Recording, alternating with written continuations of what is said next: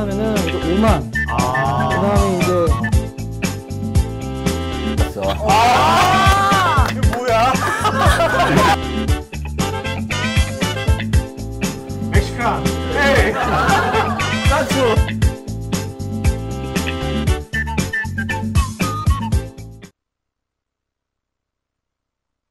네, 안녕하십니까. CEO2 71회 마케팅 투자합니다. 싱크이즈의 임지열 대표님 모시고 지금 1시간 반 동안 진행하도록 하겠습니다. 먼저 오늘 진행 맡을 세 분의 MC분들 소개하겠습니다. 저는 지식을 큐레이션하는 나피디 고소입니다. 반갑습니다. 네, 안녕하세요. 더 나은 소통을 꿈꾸는 드림 챌린저 김은지입니다. 네, 반갑습니다. 없는 게 메리트인 25살 예비 창업가 오상윤입니다. 네. 이제 내년되면 바뀌겠네. 26살인가 내년되면? 아, 네. 저, 나이만 바꾸는 거야? 예비 창업가도 좀 바뀌고 모두 좀 있어야 될 것 같아요. 오케이. 내년 좀 바뀌기 바라요. 자기소개 좀. 네, 안녕하세요. 책 좋아하는 교육기획가입니다.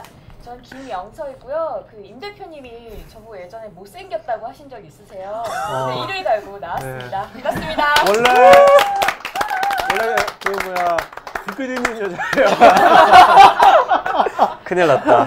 자, 그러면 오늘 게스트이신 임수열 대표님이십니다. 박수 부탁드리겠습니다. 네, 안녕하세요. 싱크이지에서 대표로 있는 대표 사원으로 있는 임수열입니다. 갑자기 말을 조심하는 게요. 아무래도 여기 오늘 꿈자리가 좀 안 좋았어요. 김영서 쌤이 좀 무서워가지고. 자, 오늘 이제 최고의 습관 또 신간도 나왔으니까 여러분 이따가 저자 사인을 할 거니까 끝나고 나서 그때 또 하시기 바랍니다. 자, 일단 여기 관객들 물어볼게요. 임 대표님 책을 3권 썼거든요. 나는 지금 책을 한 번도 읽은 적이 없다 손 들어보세요. 용감하게. 의외로 적다. 난 대부분이 다 안 읽은 줄 알았는데 절반 읽었네요. 한 권씩은 다. 야, 그러네요. 그 정도십니까? 2권 다 읽은 사람 한번 확인해 보실까요? 2권. 됐어요. 아쉽네. 네. 자, 그러면 이제 오늘 임 대표님 워낙 또 인생이 더 파란만장합니다. 그런 얘기도 하고 사업 얘기도 하고 책 얘기도 하고 여러 가지 얘기도 하려고 합니다. 시작할까요 이제? 네. 지금 제가 먼저 말씀 드리겠습니다. 전작에 이어서 아까 리허설 때도 말씀하셨는데 살아남은 사업가의 절대 습관 그리고 최고의 습관 이렇게 하셨어요. 뭐 특별한 이유가 있으신 건지 그와 더불어 또 궁금한 게 잘 모르겠는데 대표님이 생각하시는 자신의 가장 최고의 습관 한 가지 이것만큼은 내가 꼭 버려야 돼 가장 버려야 될 습관 한 가지 코멘트 해주시죠. 예, 일단 이걸 제목을 정할 때는 뭐 다들 아시겠지만 이제 출판사 기획팀하고 많이 의논을 하거든요. 그래서 책의 내용과 가장 책의 내용을 잘 표현할 수 있는 단어가 무엇일까를 생각하는데 역시 출판사의 기획팀의 의견이 좀 대세가 이런 쪽이었어요. 그러니까 제가 뭐 특별히 어떤 습관에 대해서 강조했다기보다는 출판사가 이 책의 내용과 가장 잘 맞는 어떤 키워드가 습관이다라고 이제 평가를 받은 거죠. 네. 본인의 습관은 어떠신지? 제가 아까 우리 김영서 선생님이 이렇게 상처를 받으시면서도 제가 뭐라 할 수 없는 게 제가 너무나 솔직해가지고 이건 거짓말을 잘 못해요. 더 치명적인데? 좋아요. 대표님께서 아까 그때 거짓말을 하셨는데 그때 거짓말을 하신 거죠? 그러니까. 아니, 난 거짓말 안 하는데. 왜 이래? 아니고요. 그러지 않으니까 제가 말하죠. 만약에 그러면 제가 스스로 이 자기 검열. 검열을 해서 조심하죠. 전혀 그렇지 않으니까 나름대로의 또 매력이 있으시고 뭐 이러니까 제가 농담으로 포장하시는 거 나름대로. 말 한 번 잘못했다 2년 반을 고생했습니다. 대표님 하면 저는 잠깐만 본인 습관을 물어봤는데 습관 얘기 안 하고 무슨 그러네요. 저도 뭐 똑같죠. 제가 잘하는 분야가 있고요. 또 제가 약한 분야가 있습니다. 잘하는 분야 같은 경우는 정말 일을 잘 저질러요. 어떤 문제 그리고 아무리 힘들고 어려운 상황이 닥친다 해도 별로 그것을 문제화시키질 않습니다. 그냥 지나가는 감기처럼 그냥 좀 가볍게 받아들이는 것 같아요. 이게 이제 면역력이 생겼기 때문에 그렇긴 하겠죠. 그리고 안 좋은 것도 역시 습관은 있어요. 안 좋은 것 중에 제 스스로가 그 뭐라 그럴까요? 뭐가 이렇게 안정이 되면은 더 이상 재미가 없어집니다. 아, 예, 모험을 그래서- 좋아하시는군요. 네, 제가 그게 조금 좀 그런 게 있어요. 그래서 이렇게 항상 좀 이렇게 새로운 거에 도전하고 뭐 이런 것들 좋아합니다. 그거는 버려야 될 습관이 아니라 좋은 습관 같은데. 네네네. 아니 이제 그 또 이제 그러니까 제가 아직까지 혼자 살죠. 아, 그 운동도 잘 안 하잖아요. 네, 요새 배가 좀 나오고 네. 있어요.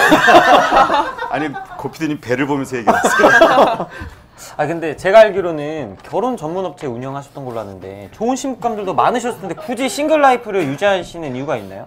저는 솔직히 여자 없이는 못 살 것 같거든요. 그렇죠, 여자 없이 못 살죠. 근데 잘했어. 여기 오해가 있는 게 결혼 안 했다고 해가지고 여자가 없는 건 아니지. 아 여자 있을? 그거 모르는 아, 여자일지 여자 들일지도 모르는 거예요. 오, 그죠. 아. 있어 보이고. 그 일단 그거는 그런 것 같아요. 제가 이제 전체적으로 저의 스토리를 책을 읽어보신 분들은 아시겠지만 이제 처음에 젊었을 때는 비즈니스 하는데 몰입을 했었고요. 그때 물론 사귀는 친구 있었고요. 그런데 이제 또 그 과정에서 평지 풍파를 겪지 않습니까? 그런 과정에서 다시 또 헤어지게 되고 또 다시 뭔가 안정화됐을 때 다시 이제 또 한국을 떠나서 이렇게 방황하는 시기가 있었고 그다음 이제 다시 시작했을 때는 또 다른 인생. 근데 그때는 이제 좀 나이가 있으니까요. 그 여자를 보는 기준도 좀 달라지는 것 같아요. 어떻게 다릅니까? 여자를 어떻게 보는 기준이? 변하는지. 이뻐야 돼요. 나이가 들수록? 나이가 들수록? 그게 아니라 아니 저보고 못생겼다고 하셨는데 도대체 예쁜 기준이 뭐예요? 김태희 아 이쁘다.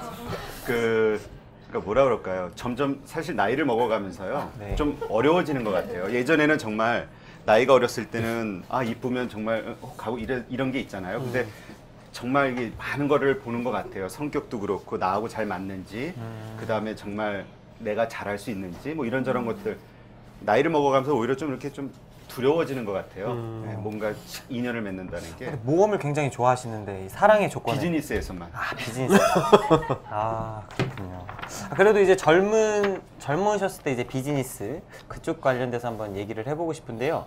저는 임철 대표님 하면 봉이김선달이 떠올라요. 봉이김선달이 물이 무료이던 시절에 대동강물을 판 사람이잖아요. 근데 대표님은 말도 안 되는 소규모 자본금으로 억대 이런 마케팅 효과를 내신 경험이 있으시거든요. 그 사랑의 유람선 사례가 대표적이라고 하는데 한번 거기에 대해서 짧게 얘기해 주실 수 있는지. 아, 그러니까 그런 거죠. 기본적으로 내가 가지고 있는 자산이 요만큼인데 지금 처한 환경은 어렵단 말이죠. 그 환경을 뚫기 위해서는 달성해야 되는 큰 목표가 필요한 거죠. 근데 그 목표를 달성하려면 정상적인 방식으로는 안 되니까 그 틀을 깨는, 틀을 깨서 전혀 새로운 방식으로 생각하고 접근하고 행동하는 그런 게 필요했던 거죠. 그래서 지금 얘기하는 것도 이제 제가 아마 그 당시 한 400만 원, 500만 원 돈을 들여서 했던 행사죠. 1997년도에. 그래서 그 당시는 어쨌든 국내 최초였기 때문에 큰 이슈가 됐고 400, 500을 써서 한 행사가 제가 그때 산출로는 거의 그 당시로 1억 이상의 와. 광고 효과가 났던 것 같아요. 와. 지금부터 이제는 약간 좀 삶을 이분이 도대체 어떤 삶을 사셨는지 책 안 읽으신 분들 계시니까 한번 그 부분도 한번 언급을 하면서 보려고 하는데요. 물론 비즈니스적인 관점도 보고요. 그 20대에 처음 창업을 하셨더라고요. 처음 창업을 하셨는데 내 친한 선배에게 대출받았던 자금을 또 빌려주셨더라고요. 네, 그 선배가 또 잠적을 해서 이분이 노숙자 생활까지 이제 하셨습니다. 그렇게 안 보이시는데 이 책은 여러분 잘 아시겠지만 연예인 김구라 그 부인 사건도 있지 않습니까? 빚보증 사태라든지 이렇게 자금 관련해서 그 본인 경험에 빗대어서 한번 조언을 듣고 싶은데 이렇게 누가 빌려달라고 할 때, 빚보증 서달라고 할 때 어떤 조언 해주시고 싶으십니까? 사업에 있어서. 일단 기본적으로 저는 그렇게 생각해요. 뭐 빚보증이 됐든 빌려주는 것이 됐든 못 받아도 괜찮을 정도, 못 받는다 생각하는 상황에서 자기가 능력 한도 내에서는 이제 뭐 할 수 있겠죠. 어떤 친분 관계에 의해서. 그런데 그 이상이 넘어가면 자기의 기본이 흔들리게 되는 거죠. 지금 얘기하셨던 것처럼 그 당시에도 제가 얼마나 어리석었냐면, 그러니까 제가 아무리 개인 사업을 한다 하더라도요, 어떤 사업의 비즈니스적인 플랜이 있고 그 상태에서 사용해야 되는 자금이라면 그거는 내 개인 돈이 아닌 거죠. 그거는 비즈니스를 위한 공적인 자금인 거죠. 근데 그거를 내 개인 돈이라 생각하고 함부로 돌렸던 게 그때 실패 원인이었는데, 그때 당시 정말 그 제가 국내에서 최초로 피부관리 에스테틱 샵 그 체인 사업을 구상을 하고 화장품 업체를 끌어들이고 해서 아주 크게 이제 멋있게 진행하는 그런 상황이었는데, 그래서 제가 먼저 1호점을 얻었어요. 권리금도 막 2천만 원씩 주고. 20대 때. 예, 20대 때. 그래가지고 그거를 인테리어 공사를 하는 도중에 이제 선배가 왔을 때 이제 제가 그때 이제 돈을 빌려줬던 거죠. 그리고 이제 돈을 빌려줄 때는 두 가지 마음이 있죠. 하나는 워낙 믿으니까. 나도 하다 보면 언젠가 어려운 때가 있으니까 신세 질 때가 있겠지 하는 기대감. 보험 드는 기분으로 했던 거고. 그 다음에 또 하나는 바로 뭐 2, 3일 후에 준다, 뭐 5일 후에 준다, 이 약속을 믿었기 때문이겠죠. 그래서 얼마를 이제- 빌려줬는데요? 예? 그 당시 얼마를 빌려줬어요? 그 당시에 5천만 원. 와. 그래가지고 근데 그 돈이 일주일 열흘 한 달이 다 되도록 이제 못 받았죠. 결국 이제 그 선배는 부도났고, 그래서 인테리어 공사하고 모든 사업을 진행하다가 중단할 수밖에 없었어요. 그래서 이제 중단하고 이제 돈을 찾기 위해서 쫓아다니게 됐죠. 쫓아다니는 과정에서 또 과정이 그래요. 돈을 찾으러 다니는 과정에서 이제 처음에는 여관을 전전하겠죠. 그러다 돈이 좀 떨어지니까 여인숙을 전전하게 되고, 그러다 그나마 돈이 부족하니까 서울여관 만화방 전전하게 되고. 저도 거기까지 가봤는데 만화방까지는. 어디서 많이 뵌 것 같아요. 그러다가 제가 그나마도 돈이 떨어지니까 그 당시에 제 기억으로 한 2주 정도, 길진 않았어요. 2주 정도. 근데 이제 노숙자라고 하면 우리가 떠올리는 이미지가 있는데 그런 거는 아니었고요. 그냥 단지 왜냐하면 자존심이 강했거든요. 저는 그때 내 스스로 능력이 아주 많다고 생각을 했고 이 사업이 성공할 거라고 생각했기 때문에 막 떠벌리고 다녔을 거 아니에요. 근데 시작도 해보기 전에 어설프게 망해버리니까 너무나 창피한 거예요. 주변 사람들에게. 그러니까 만나기가 싫은 거죠, 사람을. 그러다 보니까 이제 그렇게 됐고, 그래서 이제 아는 사람을 만나고 싶지 않아서 이제 피하다 보니까 그렇게 됐고요. 그래서 그 과정 속에서 한 2주 동안을 진짜 돈이 하나도 없어서 쫄쫄 굶었던 것 같아요. 그 화장실 그 수돗물 먹어가면서 버텼던 것 같아요. 자, 그러면 여기 이분들도 지금 겨울이잖아요. 이분 지금 어떻게 될지 모르고 사람이는 모르잖아요. 그러니까 이분들도 나중에 뭐 일주일이건 10일이건 노숙 생활을 할 때 선배로서 노숙 생활을 할 때 이것만은 팁 하나 정말로 서울역 2번 출구는 피하세요. 왜요? 왜? 그 입구가 커가지고 바람이 세요. 네, 알겠습니다. 네. 근데 노숙자 생활에서 많은 분들이 궁금해하실 것 같은데 노숙자 생활을 하다가 어떻게 딛고 일어서신 겁니까? 그때 제가 그 분명했던 게 그때 이제 밤에 우리가 그 이제 좀 이게 있어요. 그러니까 그것도 단계가 있지 않습니까? 근데 저는 이제 초보였으니까 하여튼 저녁에만 이제 갈 데가 없으니까 이제 있고 낮에는 이제 돌아다닐 거 아니에요. 아니면 또 실내에 있다든가. 근데 이제 그때 명동을 걸을 때였어요. 명동을 걷다가 우연히 그 길거리에 떨어져 있는 그 잡지책, 일본 잡지책을 봤는데 그 노숙자라도 일본어는 좀 읽었어요. 그래가지고 보다 보니까 그 일본의 결혼정보 시장에 대한 그 리포트가 나와 있더라고요. 근데 엄청나게 성장하고 있는 거예요. 그래서 이걸 한번 해봐야 되겠다. 그리고 이것은 돈이 없이도 할 수 있는 일이겠구나라는 생각이 들어서 이제 시작하게 됐죠. 그게 계기가 됐죠. 그게 아까 그 사랑의 유람선. 네, 그랬죠. 근데 이제 처음에 착각했던 게, 그러니까 이제 그게 희망이 생긴 거잖아요. 전혀 희망 없이 길거리를 배회하다가 이거를 하면 되겠구나라는 생각이 드니까 희망이 생긴 거고, 그 희망 때문에 다시 집으로 돌아갈 수 있는 용기가 생겼던 거죠. 나를 비웃을 거라고 생각하는 사람들을 이제 만날 수 있는 용기가 생긴 거죠. 그래서 그때 이제 가지고 있던 자동차가 한 대 있었는데 그거 판 돈이 500이었어요. 그 500만 원 가지고 시작을 하게 된 거죠. 그래서 조금 전에 이야기했지만 이제 그런 아주 뭐 스토리가 좀 기니까요. 하여튼 그런 파격적인 그 마케팅들을 살기 위해서는 할 수밖에 없었고, 그런 것이 반복이 되다 보니까 500만 원 가지고 사무실도 없이 시작을 했지만 4년 후에 코스닥의 상장을 추진할 정도로 키울 수가 있었죠. 그럼 그 당시에 그 회사가 요즘 이제 결혼 중개업소는 듀오가 되게 예. 꾸준하게 잘하고 있잖아요. 듀오하고 뭐가 막상막하였나요 그 당시에? 그때 제가 웃겼던 게 저는 제가 한국에 이거 봤잖아요. 이름이 뭐였어요? 그 회사 이름이? 듀비스라는 회사였어요. 듀비스. 그때 그때 당시엔 가장 큰 강자가 듀오라는 회사하고 선우라는 회사가 있었어요. 선우 있어요. 그 다음에 우리 삼강이었어요. 삼강. 3대 회사. 듀비스까지.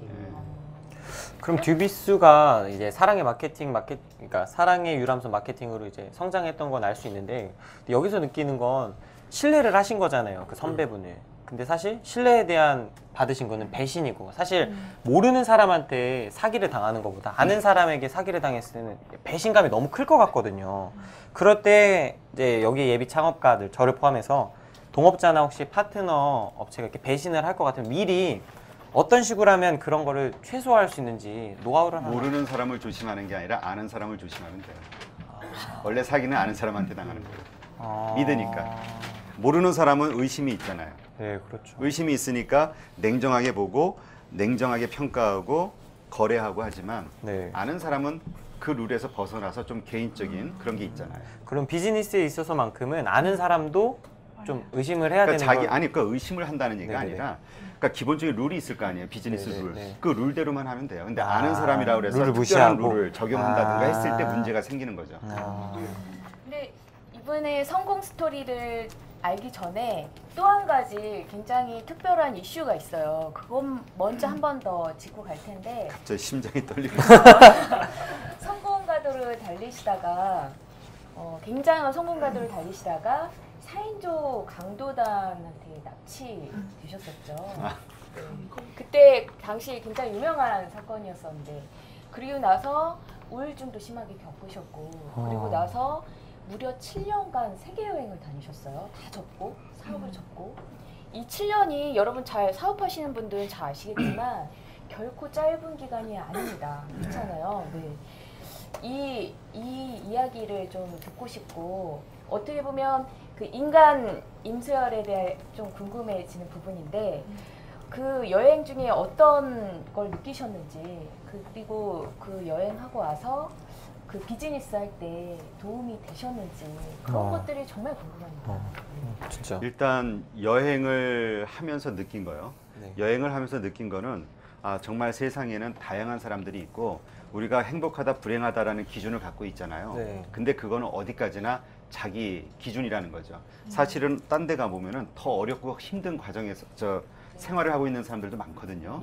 제가 예전에 심지어 브라질을 갔을 때는 어떤 것도 봤냐면은 브라질을 갔는데 한번 우리 교포 분을 따라서 그 브라질 현지 사람이 운영하는 그 봉제 공장을 한번 들어가 본 적이 있어요. 근데 주택가로 가더라고요. 주택가로 들어가는데 대문이 엄청나게 커요. 근데 안에서 자물쇠로 다 잠그고 들어갔어. 그 개가 막 큰 개가 2마리가 있어요. 사람이 들고 나가고를 못하게끔 아주 딱 막아놨어요. 그리고 이제 집 안으로 들어갔어요. 집 안으로 들어갔는데 방이 한 4개인가가 있는데 방마다 바깥에서 자물쇠가 잠겨 있어요. 근데 그 하나 문이 열렸는데 거기에 누가 있냐면은 그 집의 아이들이래요. 근데 학교를 보내지 않고 아동 착취라고 있잖아요. 7살, 6살부터 이런 애들이 안에서 재봉틀을 돌리고 있더라고요. 와. 그러니까 그게 자기 아이들도 있고 또 다른 데서 온 애들도 있겠죠. 섞여 있겠죠. 그러니까 어쨌든 돈벌이 수단으로 그렇게. 그럼 그 아이들은 아무것도 그게 문맹률이 높잖아요. 그런 나라들이. 그러니까 정말 어려서부터 비참하게 꾸미고 뭐고 아무것도 없이 정말 그냥 좀 그런 과정 속에서 힘들게 하루 종일 노동만 하고 돈도 못 받고. 그러니까 상대적인 것 같아요. 그런 친구들에 비하면 나는 되게 행복한 거잖아요. 우리가 아무리 먹고 살기 힘들다 하더라도 여기서 그래도 먹는 거 따지면 그리고 자유롭게 움직이는 것만 해도 그런 애들하고 비교하면 훨씬 낫잖아요. 그래서 내가 정말 죽을 만큼 힘들다 혹은 내가 정말 세상에서 가장 불행하다 이거는 철저하게 아무것도 모르는 무지에서 나온 착각이다. 나보다 더 심하고 나보다 더 괴롭고 최악의 상황에 있는 사람들은 세상의 부지기수다라는 생각이 들어요. 그런 생각을 할 때마다 나에게 겪어지는 어떤 어려움이라든가 이런 것들이 사실은 별로 그렇게 크게 느껴지지가 않습니다. 여기도 지금 임 대표님처럼 뭐 꼭 같지는 않겠지만 나름대로 힘든 과정에 있는 분들이 계실 거 아니에요. 네. 그런 분들한테 임 대표님은 임 대표님 어디 여행, 네. 새로운 곳에 여행 같은 거를 좀 추천하시겠어요? 예, 저는 여행 되게 괜찮다고 생각해요. 네. 제가 사실 한국을 떠날 때는 이제 아까도 말씀드렸지만 제가 그때 충격을 받았던 게 강도를 만나서 우울증이 생긴 게 아닙니다. 정확한 이유는요, 다른 데 있어요. 그래요? 저는 이제까지 되게 아까도 말씀드렸지만 겁이라는 걸 모르고 도전적으로 살아왔던 사람이에요. 근데 그때 4인조 강도단한테 납치를 당했을 때 그때 하여튼 제가 그 통장에서 일일 인출 한도액이 1억씩 해가지고 일일 한도액이 3억이었는데 3억을 다 뺏겼어요. 통장 이체가 되고 그리고 이제 범인들이 잡히게 된 과정도 잔고가 많이 있으니까 직원한테 전화해서 내가 사람을 보낼 테니까 현금으로 20억만 찾아서 건네줘라 이런 말을 시키게끔. 근데 직원이 말이 안 되잖아요 이게. 그래서 그 은행에 만나는 장소에 그 경찰을 데리고 간 거예요. 그래서 한 명이 잡히면서 이제 제가 풀려날 수 있었는데, 그러니까 그러니까 풀어준 게 아니라 범인들이 잡혀서 풀려져 난 거죠. 하나가 잡히면서 이제 실마리가 풀린 네. 거죠. 그래가지고 근데 이제 그때는 제가 이제 돌이켜 보니까요, 경찰에 의해서 어쨌든 구출이 됐어요. 이제 하나가 붙잡히니까 이제 다 자백을 하게 되잖아요. 계속 다그치고 하니까. 그래서 이제 제가 사실은 김포공항 외곽 쪽으로 저를 끌고서는 이제 도망가던 중에 경찰서에서 전화가 온 거죠. 그 일행들에게. 너네 신원이 다 밝혀졌으니까 여기서 사람을 해쳐서 더 큰 죄 짓지 말고 지금 자수해라. 이제 설득 작업이 들어간 거죠. 근데 어쨌든 그 과정, 그래서 이제 결국 이제 풀려나긴 했지만, 그때 어떤 생각이 들었냐면, 돌이켜 보니까, 그러니까 제가 그 사람들은 저한테 공포의 대상이었잖아요. 그때는 어디 차 뒤트렁크에 아니요, 묶여 있습니까? 4인조니까 양쪽에서 이렇게 잡고 앞에 있고 그러고 다녔는데, 그때 당시는 제가 상대를 잘 몰랐잖아요. 근데 뭐 조직 얘기를 하고 막 이러니까 저는 뭐 폭력 조직에서 네. 이렇게 온 것으로 생각을 했죠. 네. 그러니까 내가 여기서 도망을 가거나 여기서 신고가 된다 해도 나중에 얘네들 그 협박대로 조직으로부터 우리의 가족이라든가 이게 다 협박받고 해코지를 당할까봐 되게 무서웠어요. 네. 그래가지고 시키는 대로 하고 또 그 무서움이 커지니까 공포에 이제 짓눌렸잖아요. 나중에 돌이켜 보니까 도망갈 기회가 분명히 한 두세 번 있었어요. 근데 그때 당시에는 전혀 생각을 못했던 거예요. 몸이 얼어붙어가지고 공포심에 몸이 무거워진 거죠. 네. 그래서 경찰서에 들어갔을 때에도 이제 경찰들이 그때 참 우리 경찰들 그때 좀 문제가 있었어요. 대질 신문을 한다고 바로 옆에다 데리고 간다고. 공포의 대상이잖아요. 나 싫다고 그랬어요. 그 방으로 간다는 게. 근데 가야 된다면 설득을 해서 가긴 갔어요. 근데 정말 조마조마하고 무서운 마음으로 진짜 도살장 끌려가는 소심정으로 그 문을 딱 들어갔는데 이 사람들이 딱 저를 보자마자 울면서 무릎을 꿇고 바지가랑이를 붙잡는 거예요. 용서해달라고. 그걸 보면서 제가 충격을 받은 거죠. 이거밖에 안 되는. 내가 그렇게 공포스러워했던 실체가 이거밖에 안 되는데 내가 그렇게 무서워하고 내가 그렇게 떨었고 그렇게 바보 같은 짓을 했고 평생을 자신감으로 살아오셨는데 저 자신에 대한 그 뭐랄까 자괴감 같은 거 그런 게 엄청나게 심했어요. 네. 그래서 그게 우울증이 시작이 됐죠. 내가 너무 하찮은 거예요.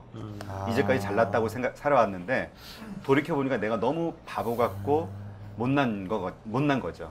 그래서 그게 이제 충격이 되고 그리고 이제 또 나중에 밝혀진 게 그 배후에 또 제가 정말 믿었던 분이 또 배후 조종자로 드러나고 수사에 의해서 그러니까 원래 이제 모든 거는 아는 사람을 옆 사람을 조심하세요.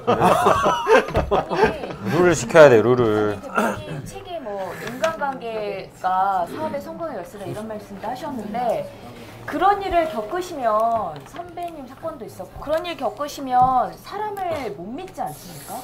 근데 저는 한때 그런 생각을 한 적도 있는데요. 기본적으로 저는 믿습니다. 단지 믿더라도 내가 아까 얘기한 뭐 빚 보증 이런 문제는 아니고요. 믿는다는 개념은 우리가 일하면서 일하는 파트너를 믿을 수 있고 거래처를 믿을 수도 있고 다양하잖아요. 제가 영서샘을 믿을 수 있고 아니요 외가 있어요. 믿어요. 그러니까 이런 것처럼 그런 거는 돼요. 그 대신 그 믿는다는 것과 아까도 얘기했듯이 어떤 뭐 빚보증을 쓴다든지 어떤 무책임한 행동을 하는 것과는 틀린 거죠. 그게 믿는다는 걸 저는 오히려 요새 어떤 생각이 드냐면 그런 이상한 행동을 하는 거는 오히려 상대에게 그러니까 저를 실망시킬 기회를 자꾸 던지는 것 같아요. 그렇죠. 오히려 시험에 빠지게 하는. 그래서 그거는 그거대로 깨끗하게 가는 게 낫다라고 생각을 해요. 그러나 기본적으로 믿어요. 다 실망할 일이 생긴다 하더라도 믿습니다. 그게 사는데 훨씬 도움이 되는 것 같아요. 믿되 그 친하다고 그래서 룰을 어기진 않는다. 그러니까 믿는다는 게 꼭 그렇죠? 비즈니스적으로만 가는 건 아니니까. 그렇죠? 사람을 믿는 거니까. 왜 7년 만에 돌아오셨습니까? 이건 좀 이유가 있는데요. 그러니까 제가 이제 남미로 해서 북미로 해서 유럽으로 그다음에 한국에 와서도 뭐 이곳저곳을 많이 다녔어요. 다니면서 저는 이제 그걸 여행이라고 보지 않고 방황이라는 표현을 써요. 네. 방랑. 네. 그냥 아무 생각 없이 미래에 대한 계획 없이 방랑. 그냥 방랑을 했어요. 방탕을 안 했습니까? 돌이켜보면 근데 이제 이 방랑을 했는데 왜 이제 돌아왔냐라는 말씀들을 많이 물어보시는데요. 엄밀히 말하면은 이제 그때 노무현 대통령의 죽음이 계기는 됐어요. 그게 이제 제가 정치적으로 그분을 뭐 지지한다든가 이런 의미가 아니고요. 약간의 이제 좀 그 스토리가 있습니다. 제가 원래 그런 사고가 터지기 전에 회사가 여의도에 있었어요. 여의도 국회의사당 앞에 있었고 바로 맞은편에 호텔이 있었고 그래서 제가 야근을 하거나 몸이 피곤하면은 그 앞에 그 사우나를 자주 이용을 했어요. 그러면 자주 국회의원을 만나요 거기 가면. 근데 이제 그때 자주 보던 분 중에 이제 노무현 전 대통령이 있었고 그런 가운데서 뭐 좀 이제 말 인사하고 그렇게 지내겠죠. 근데 이제 한 번 어느 날이었냐면은 그 정몽준 의원하고 후보 단일화 하는 날이 있었어요. 그때 이제 만났어요 또. 그래가지고 덕담을 나눴죠. 축하합니다. 저 오늘 좀 멋있게 하세요. 이기세요. 뭐 이렇게 덕담을 나눴어요. 뭐 열심히 하겠죠. 뭐 웃으시고. 하여튼 근데 낮이라 사람들이 별로 없을 때였는데 사우나에서? 사우나에서 사우나 덕담을 나누고 서로 다 벗은 상태에서. 벗은 상태에서. 그래서 이제 샤워를 하고 있었어요. 그래서 머리를 막 샤워를 하고 있는데 뒤에가 되게 시끄러운 거예요. 뒤를 돌아봤더니 그 냉탕 있잖아요. 냉탕에서 막 이 노무현 전 대통령 막 깨구락지 헤엄치고 풍덩풍덩거리고 잠수하고 막 시끄럽고 막 장난이 아닌 거예요. 되게 재밌게 놀아요 혼자. 그래서 웃기잖아요. 그래서 내가 막 웃었어요. 그러니까 이제 이 양반이 창피하잖아요. 그러니까 얼굴이 빨개져가지고 머리를 극적 긁으면서 나오시더라고요. 하여튼 그래가지고 나와서 이제 얼마 있다가 이제 그 휴게실로 가서 주무시더라고요. 그 자리에 누워서. 근데 저도 그 옆으로 가서 누워서 이제 잠깐 누워 있는데 딱 눕자마자 정말 코를 드릉드릉 골면서 주무시는 거예요. 제가 그래서 순간적으로 어떤 생각이 들었냐면 되게 중요한 날이잖아요. 근데 이렇게 쉽게 자는 거, 야, 이 양반 마음이 정말 편한 사람이구나. 정말 평화로운 사람이구나. 세상 걱정 없구나. 이런 생각을 했던 거죠. 하여튼 이제 이게 이제 기억이 있고요. 그 다음에 이제 시간이 흘러서 대통령 선거가 있었고, 그 다음에 이제 당선이 됐잖아요. 당선이 됐을 때 이제 제가 야근을 하고 나오는 길에 바로 옆에 그 길가에 차 위에 올라가서 지지자들 사이에 휩싸여가지고 막 환호성을 이렇게 하고 있죠. 저도 지나가면서 축하합니다 소리를 질렀어요. 근데 웃으면서 이렇게 뭐라고 하시면서 손을 흔드시더라고요. 근데 제가 그때 그걸 보면서 어떤 생각을 했냐면 인간 노무현의 화려한 영광의 시작이구나. 멋있는 인생의 시작점이구나. 이런 생각을 했어요. 그런데 시간이 흘러서 7년이 지났죠. 정치를 한 것을 후회하면서 스스로 인생을 마감을 하셨잖아요. 그걸 보면서 저는 그 앞전에 평화로웠던 모습이 오버랩이 되고 내가 실제로 인생의 화려한 절정의 시작이다라고 생각했던 그 순간이 사실은 개인 노무현 대통령에게는 파멸의 시작이었던 거잖아요. 그것을 보면서 그런 생각을 했습니다. 내가 현재 아무리 즐거운 일이 있다 할지라도 또 내가 현재 아무리 힘들고 괴로운 일이 있다 할지라도 내가 너무 현재에 빠져서는 안 되겠구나. 왜? 이게 정말 슬픈 일인지 괴로운 일인지 혹은 정말 기쁜 일인지는 시간이 흘러봐야 하는 거예요.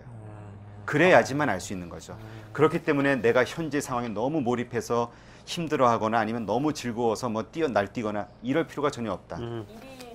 네, 그냥 매 순간을 다 알 수 없잖아요. 우리 미래는 알 수 없는 미래를 그냥 희망하고 기대하면서 하루하루를 열심히 살아가는 게 최선이겠구나.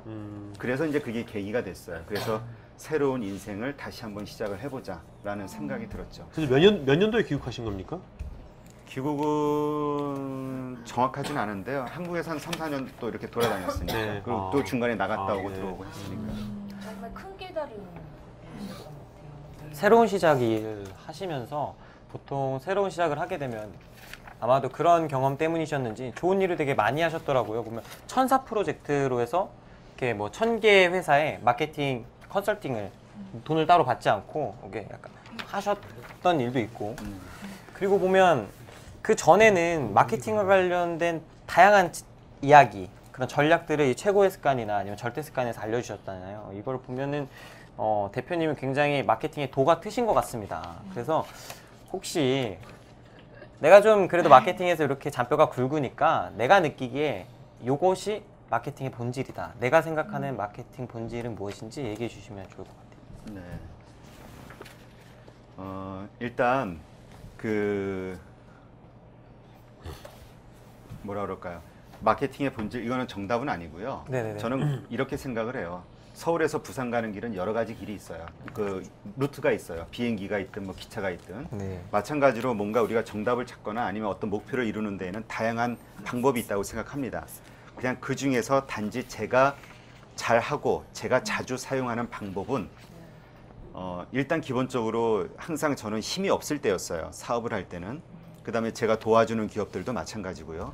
그렇기 때문에 어떤 큰 비용을 사용하면서 사용하면서 그 뭔가 어떤 성과를 이뤄내는 방식은 일단 기본적으로 배제를 합니다. 그러니까 어떻게 돈을 쓰지 않으면서 어떻게 최소의 비용을 들이면서 돈을 쓴 것만큼의 효과를 얻을 수 있을까에 대한 고민을 많이 하죠. 그리고 그러한 방식으로 자꾸 하려다 보니까 실패하는 경우도 있지만 이제 성공하는 케이스들도 많이 나오게 되고. 이제 그런 책들을, 그런 사례들을 모아서 이제 책을 내신 거잖아요. 예, 그렇죠. 그러면 혹시 그 사랑의 유람선 같은 경우에도 자본금 500만 원으로 해서 억대의 효과를 냈으면 요새도 젊은 청년들이 이 마이크로 창업, 소규모 소자본 창업을 많이 하거든요. 그럼 그 사람들이 대표님의 이런 마케팅 전략에서 배울 수 만한, 쓸만한 노하우 2가지 정도만 전략을 알려주실 수 있나요?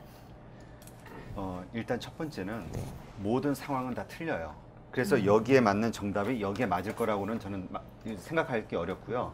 단지 그 처한 환경을 전체적으로 보고 가장 적합한 게 무엇일까를 고민해야겠죠. 그리고 또 하나는 가장 좋은 방식은 자기가 할 수 있는 일이어야 돼요.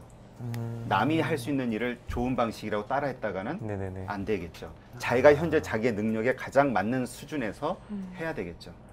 제가 지금 얘기하시는 것처럼 가끔 그런 분들이 있어요. 책을 읽으시고 그 500만 원 들여가지고 한 1억 이상의 효과를 얻은 그거를 따라한다고 서울시에 가가지고 서울시 광장을 500만 원에 계약하고 찾아온 친구들이 있어요. 학생들이. 그래가지고 제가 엄청 말렸던 기억이 있는데 상황마다 틀린 겁니다. 그때는 그게 먹히는 논리였었고 상황이었고 지금은 또 세상이 바뀌었잖아요. 네. 그러니까 지금에 맞는 또 새로운 방식을 찾아야죠. 단 원칙이 있는 거예요. 나는 돈이 없다. 나는 약자다. 그걸 인정하면 돈을 쓰는 방식을 안 찾게 되는 거죠. 오히려 인정해서 인정해야 돼요. 배제하는 거군요. 그렇죠. 그리고 또 하나 뭐라 그럴까요? 우리가 숙련도가 높아지기 위해서는 네. 프로가 되기 위해서는 분명히 아마추어 시절이 필요해요. 네. 그러니까 내가 정말로 이만큼의 성과를 거둘 수 있는 어떤 마케팅이 됐건 비즈니스맨이 되건 그런 걸 원한다고 하면은 그 전에 분명히 여러 가지 시행착오를 겪을 걸 감안을 해야 돼요. 그 과정이 왜 내가 이렇게 능력이 없지 이런 한탄을 할 게 아니라 숙련이 돼가는 하나의 그 과정이라고 생각을 하고 정말 많은 그 기운 빠지지 않으면서 많은 그 경험을 해야겠죠. 대표님들은 그럼 그런 경험을 통해서 이제 수많은 천사 프로젝트를 진행하시면서 마이크로 자본가들을 만나보셨을 텐데요. 그러면 이렇게 사람들을 만나보면서 내가 이 사람한테는 정말 투자하고 싶다, 정말 뭐 같이 해주고 싶다라는 요인이 있을 거 아니에요? 그 요인을 말씀해 주실 수 있으시다면. 아무래도 우리 그 사람은요, 네. 그 이 감성의 동물이잖아요. 감정이 아주 정말 인간적 매력이 있는 친구들, 아이템보다는 인간적 매력이 있는 친구들에게 마음이 가죠. 정말 예의 바르고 정말 긍정적이고 항상 웃고 인사 잘하고 그럼 이뻐 보여요. 이쁘니까 뭔가 저 도와주고 싶죠. 네. 그러니까 그 힘이 없을 때는요, 저는 가장 중요한 게 자기가 가지고 있는 인간적 매력을 잘 활용해야 된다고 생각이 됩니다. 없다네요. 저는 인간적 매력이 많은데 왜 못생겼다고 하셨을까? 말씀 잘 하셔야 됩니다. 그 아까 그 나이대별 사람 간의 변화에 대해서 말씀하셨잖아요. 제가 궁금한 것은 창업 간에 대해서도 나이대별 변화가 있으셨어요. 맞아요. 창업이요. 네. 네. 지금 20대 창업하셨으니까 20대, 30대, 지금 30대시죠? 하지만 40대까지. 네. 좋으신 걸 숨기지 못하시는. 아, 사춘기 소녀시 같아요. 어떻게 보시는지 궁금합니다. 사실 저는 그렇게 달라진 건 없어요. 아, 그래요? 네, 그러니까 아까도 말씀드렸지만 저는 항상 인정을 하는 게 제가 말씀하신 대로 여러 가지 경험이 쌓이고 나름대로 경험이 뭐 이런 그 숙련도가 높다고 해서 네. 제가 어떤 일을 시작했을 때 바로 핵심으로 들어갈 수 있을 거라는 생각을 안 합니다. 뭐냐면 저 역시 그 앞전에 서투른 과정이 하나 필요할 것이다. 그래서 그 서툰 과정은 항상 적은 비용으로 통과를 해야 된다라고 생각을 해요. 그냥 항상 시행착오를 각오하고. 네, 저는 시행착오 각오하고 그 다음에 이만큼의 어떤 결과물을 기대하면서 어떤 일을 시작은 하지만 시작이 아주 비루할 수 있다라는 걸 각오를 하죠. 그러나 그 과정이 반드시 필요하다. 그러면서 차츰 우리 보통 워밍업이라고 그러잖아요. 네. 아무리 자동차가 100km로 달리고 싶다 그래도 시동 켜자마자 5단 넣어버리면 꺼져버리잖아요. 1단부터 차근차근 가듯이 저는 그 과정이 그것이 정말 능력이 있건 없건 프로건 아니건 분명히 필요하다.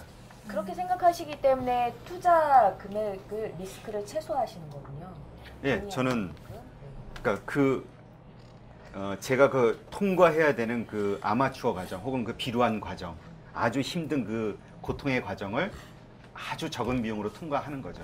그런데 이게 지금 통과한 건지, 이게 지금 진행 중인 건지, 이게 아직도 시작을 안 한 건지, 이거 어떻게 구분합니까? 그게 가장 그 창업자분들한테는 가장 중요한 부분, 인식 부분일 것 같거든요. 이 정도면 그래 내가 본론으로 들어가 되겠어 이렇게 생각하시는 타이밍이 언제입니까? 일단 먹고 사는 걱정이 없을 때까지는 어렵다고 봐야죠. 그 전까지는 절대 계속 리스크를 최소화하면서. 리스크를 최소화해야 돼요.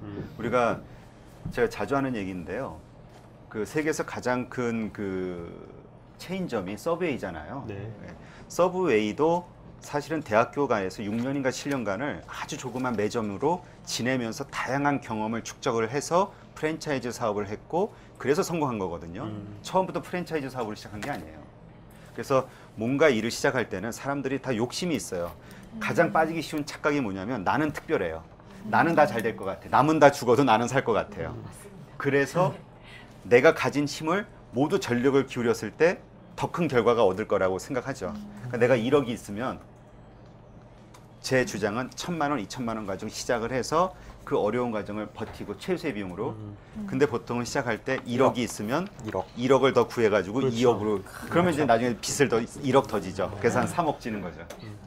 그런 과정인 거죠. 그러면 아주 쉽게 매출이 어느 정도 먹고 살 정도 나온다 하면은 도전을 시작해 볼 수 있다. 아니요. 그 전서부터 도전이 이미 다 된 거죠. 시작했다는 것 자체가 도전이니까. 얘기하는 거는 뭐냐면 그 얘기하는 지금 이 일이 언제 될 것이냐라고 뭔가 터닝 포인트로 삼을 만한 거는 그렇죠.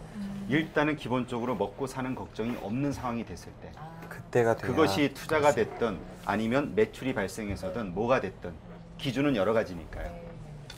근데 그때까지는 정말 헝그리 정신으로. 근데 대표님은 진짜 이 헝그리 정신을 좋아하시는 건가? 이런 좀 생각이 들어요. 왜냐하면 대표님이 하시는 싱크이즈가 해주는 이 일 자체가 중소기업의 브랜드를 강화시켜주는 거거든요. 하지만 여러분들 중소기업 브랜드들 아시는 데 있습니까? 중소기업이 브랜드를 강화하는 게 굉장히 어려워요. 그런데도 굳이 그런 힘든 일만 맡아서 하시는 게 비즈니스맨인데 봉사하는 목적도 아니고 꼭 그거를 지금 사업 이념으로 삼는 그런 이유가 있으신가요? 일단 지금 제가 하는 그 과정을 보시면 그 비즈니스 모델을 좀 말씀해 주시면 좋을 것 같아요. 네. 일단 제가 현재 싱크이즈 비즈니스 모델. 2010년 4월 달에 싱크이즈라는 회사를 세웠어요. 이제 다시 활동을 해야 되겠다 마음 먹었는데 그때 마음 먹는 게 돈을 벌어야 되겠다라는 생각을 했던 건 아니에요. 그런 의욕은 없어요. 솔직히. 그 대신 내가 예전에는 내가 성공하기 위해서 달려왔다면 앞으로는 다른 사람이 성공할 수 있도록 도와주는 일을 한번 해보자라는 생각을 해서 2010년대 그 일을 시작한 거죠. 그리고 이제 작년 9월까지 약 4년 정도 그 일을 해왔어요. 전혀 그 안에는 뭐 그 돈 버는 일은 하지 않고 이렇게 도와주는 일만 해왔죠. 근데 하면서 보니까 저는 이게 무슨 제가 어떤 남들로부터 칭찬받거나 이러고자 한 건 아니에요. 제가 그냥 좋아하는 거예요. 제 취미 생활이에요. 제가 즐겁고자 하는 일이니까. 근데 아쉬움을 많이 느꼈어요. 정말 조금만 더 지원이 되는 곳들이 있으면 성장할 수 있을 텐데. 그리고 또 제가 수익을 없이 일을 하다 보니까 제가 아마 본격적으로 매달려서 해줄 수는 없는 거죠. 주로 교육에. 근데 이 교육이라는 게 참 오래 걸리고 그리고 받아들이는 사람의 그거에 따라 틀려진단 말이에요. 효과가. 그래서 일단 너무 부질없이 쓰러지는 그 기업들이 너무 아깝고 또 하나는 너무 안 됐고 그리고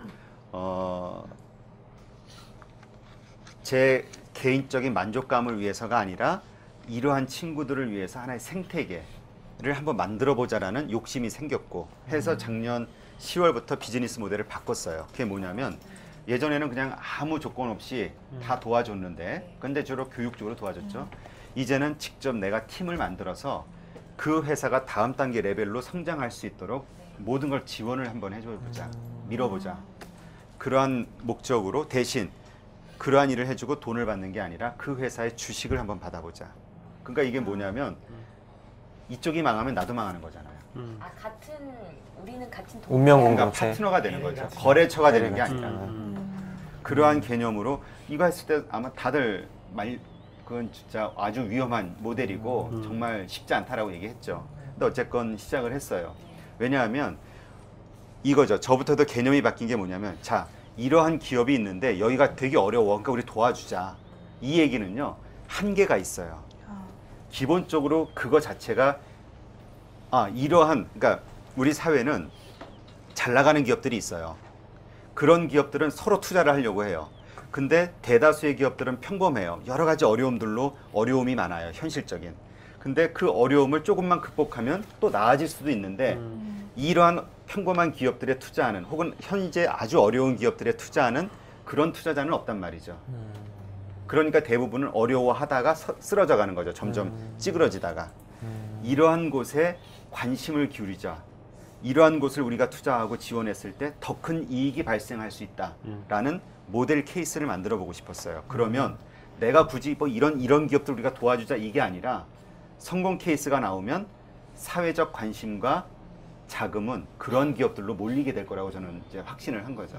그래서 이제 작년 10월부터 그러한 비즈니스 모델로 지금 해오고 있고 그래서 이제 7개 기업에 투자해서 저희가 지금 진행하고 있죠. 진행하면서 벌써부터 이렇게 성공했다 하는 사례가 생기셨나요? 근데 그거는 성공은 5년 후, 7년 후 봐야 돼요. 그렇죠. 길게 봐야 지금 되는군요. 단지 상황이 어제보다 오늘 좋아지고 있냐?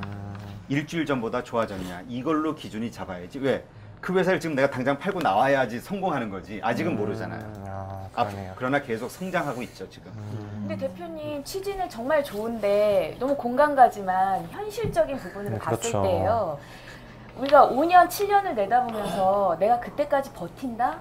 이게 현실적으로 사실 와닿지가 않아요. 어떻게 버팁니까? 매출이 어디에서 일어나고 어떻게 팀원들을 먹여 살리고 이런 부분은 어떻게 해결하십니까? 그러니까 지금 이렇게 보면 되는 거죠. 이것을 만약에 매출로 발생했을 때 그 생기는 어떤 매출액보다 우리가 이런 식으로 투자를 해서 성장해 나가는 과정이 있잖아요. 그러니까 우리가 투자를 하면 그 투자에 대한 그 수익이 되돌아오는 시기가 있잖아요. 그 시기 전까지도 무엇을 가지고 판단할 수 있냐면 이 기업의 가치가 얼마만큼 계속 상승하고 있느냐. 지금 내가 이익을 현실화시키지는 않았지만 계속 가치가 올라가고 있다면 나는 괜찮잖아요. 이게 성공하고 있는 거잖아요. 그러한 관점으로 보는 거죠. 그리고 오히려 저는 다른 개념으로 봐요. 일반적인 벤처 캐피탈이 이래서 10억이 있어요. 10억이라는 돈을 어떤 기업에다 투자했을 때 10억 원어치의 주식을 가져오겠죠. 우리는 10억 원이라는 돈을 우리의 자체 운영비로 쓰고 대신 40억, 50억의 유가증권을 가져올 수 있는 거예요. 그러면 벤처 캐피탈의 입장에서 볼 때는 물론 어떤 기업의 그 질 뭐 이런 선택의 문제는 있겠지만 어쨌건 좀 다른 각도에서 경쟁력이 있겠죠. 근데 그런 걸 떠나서 그래서 지금 제가 만들려고 하는 게 이걸 이론적으로 설명하려면 이게 참 힘들어요. 그래서 그렇죠. 케이스를 보여줘야 돼요. 그렇죠. 그 우리 치유토 그 당근 케이크 해서 보네르 땅. 하잖아요. 보네르 땅 사례가 있을 것 같은데 책에도 아주 자세하게 기술하셨던데 예를 들어서 한번 설명해 주시면 어떨까요? 이해를 줍니다. 그러니까 아까도 말씀드렸지만 전제가 뭐냐면요. 제가 투자를 한다 해서 지금 잘 나가는 기업들이 아닌 거예요. 가능성은 있지만 되게 어려운 기업들이에요. 아니면 평범한 기업들 혹은 나름대로의 문제가 있는 기업들. 그런데 들어가서 그걸 바꿔야 되잖아요. 근데 기본적으로 바꾸기 위해서 뭐가 필요해요? 자금이 필요해요. 근데 우리 자금이 없어요. 그 전제에서 출발을 하는 겁니다. 소상공인이 대부분 자금이 없잖아요. 예, 뭐 기업도 마찬가지예요. 기업도 뭔가 혁신을 하기 위해서는 기존의 틀을 깰 수 있는 모험을 할 수 있는 어떤 자본이 있어야 되는데 대부분은 없죠. 그런 상태에서 우리가 지금 그런 모델 케이스를 만들어가는 거죠. 근데 그런 7개 기업에 마케팅을 투자한 거 아니에요? 예. 투자하고 대신에 이제 주식을 받은 거 아니에요? 그런데 그런 그 기업을 많은 사람들이 또 이제 요청을 할 것 같은데 임 대표님한테 우리도 해달라. 네. 그것을 그러면 해주고 안 해주고의 그 결정은 뭘로 결정합니까? 일단 저는 그 경영자를 봅니다. 그 사람이 얼마만큼의 열정을 갖고 있는가를 봐요. 네. 그리고 그 열정이 일시적이거나 뭐 이런 게 그러니까 그런 어떤 질을 좀 봅니다. 그래서 기본적으로 저는 투자를 할 때 3년 이상 된 회사를 봐요. 왜냐하면 3년 이상이 됐는데도 지금도 어려워요.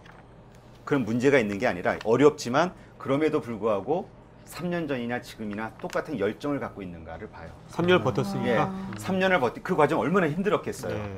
그런 과정 속에서도 그 처음에 열정을 잊지 않고 있다는 거는 그 친구가 정말 대단하다는 거거든요. 네네. 왜 우리가요 처음 사업을 시작할 때는 누구나 다 열정이 있어요. 왜 새로 시작했으니까. 혹은 일이 잘 되고 있어요. 신나니까 더 열정이 생겨요. 이건 당연한 거거든요. 그렇지 않은데도 자기 일에 대한 확신과 열정이 있다는 이런 친구들, 이게 이제 주요 타겟이 되는 거죠. 그러니까 사람을 키운다라고 보는 거죠. 네. 그 조금 전에 그 보네르 땅 이야기가 나와서 이제 뭐 여러 가지 마케팅 행보 사례들이 있더라고요. 그런데 저는 이렇게 좀 반론 한번 제기해보고 싶은 게 그 저번에 SBA 이전영 대표도 뭐 보네르 땅에 대해서 말했지만 상호가 너무 어렵다.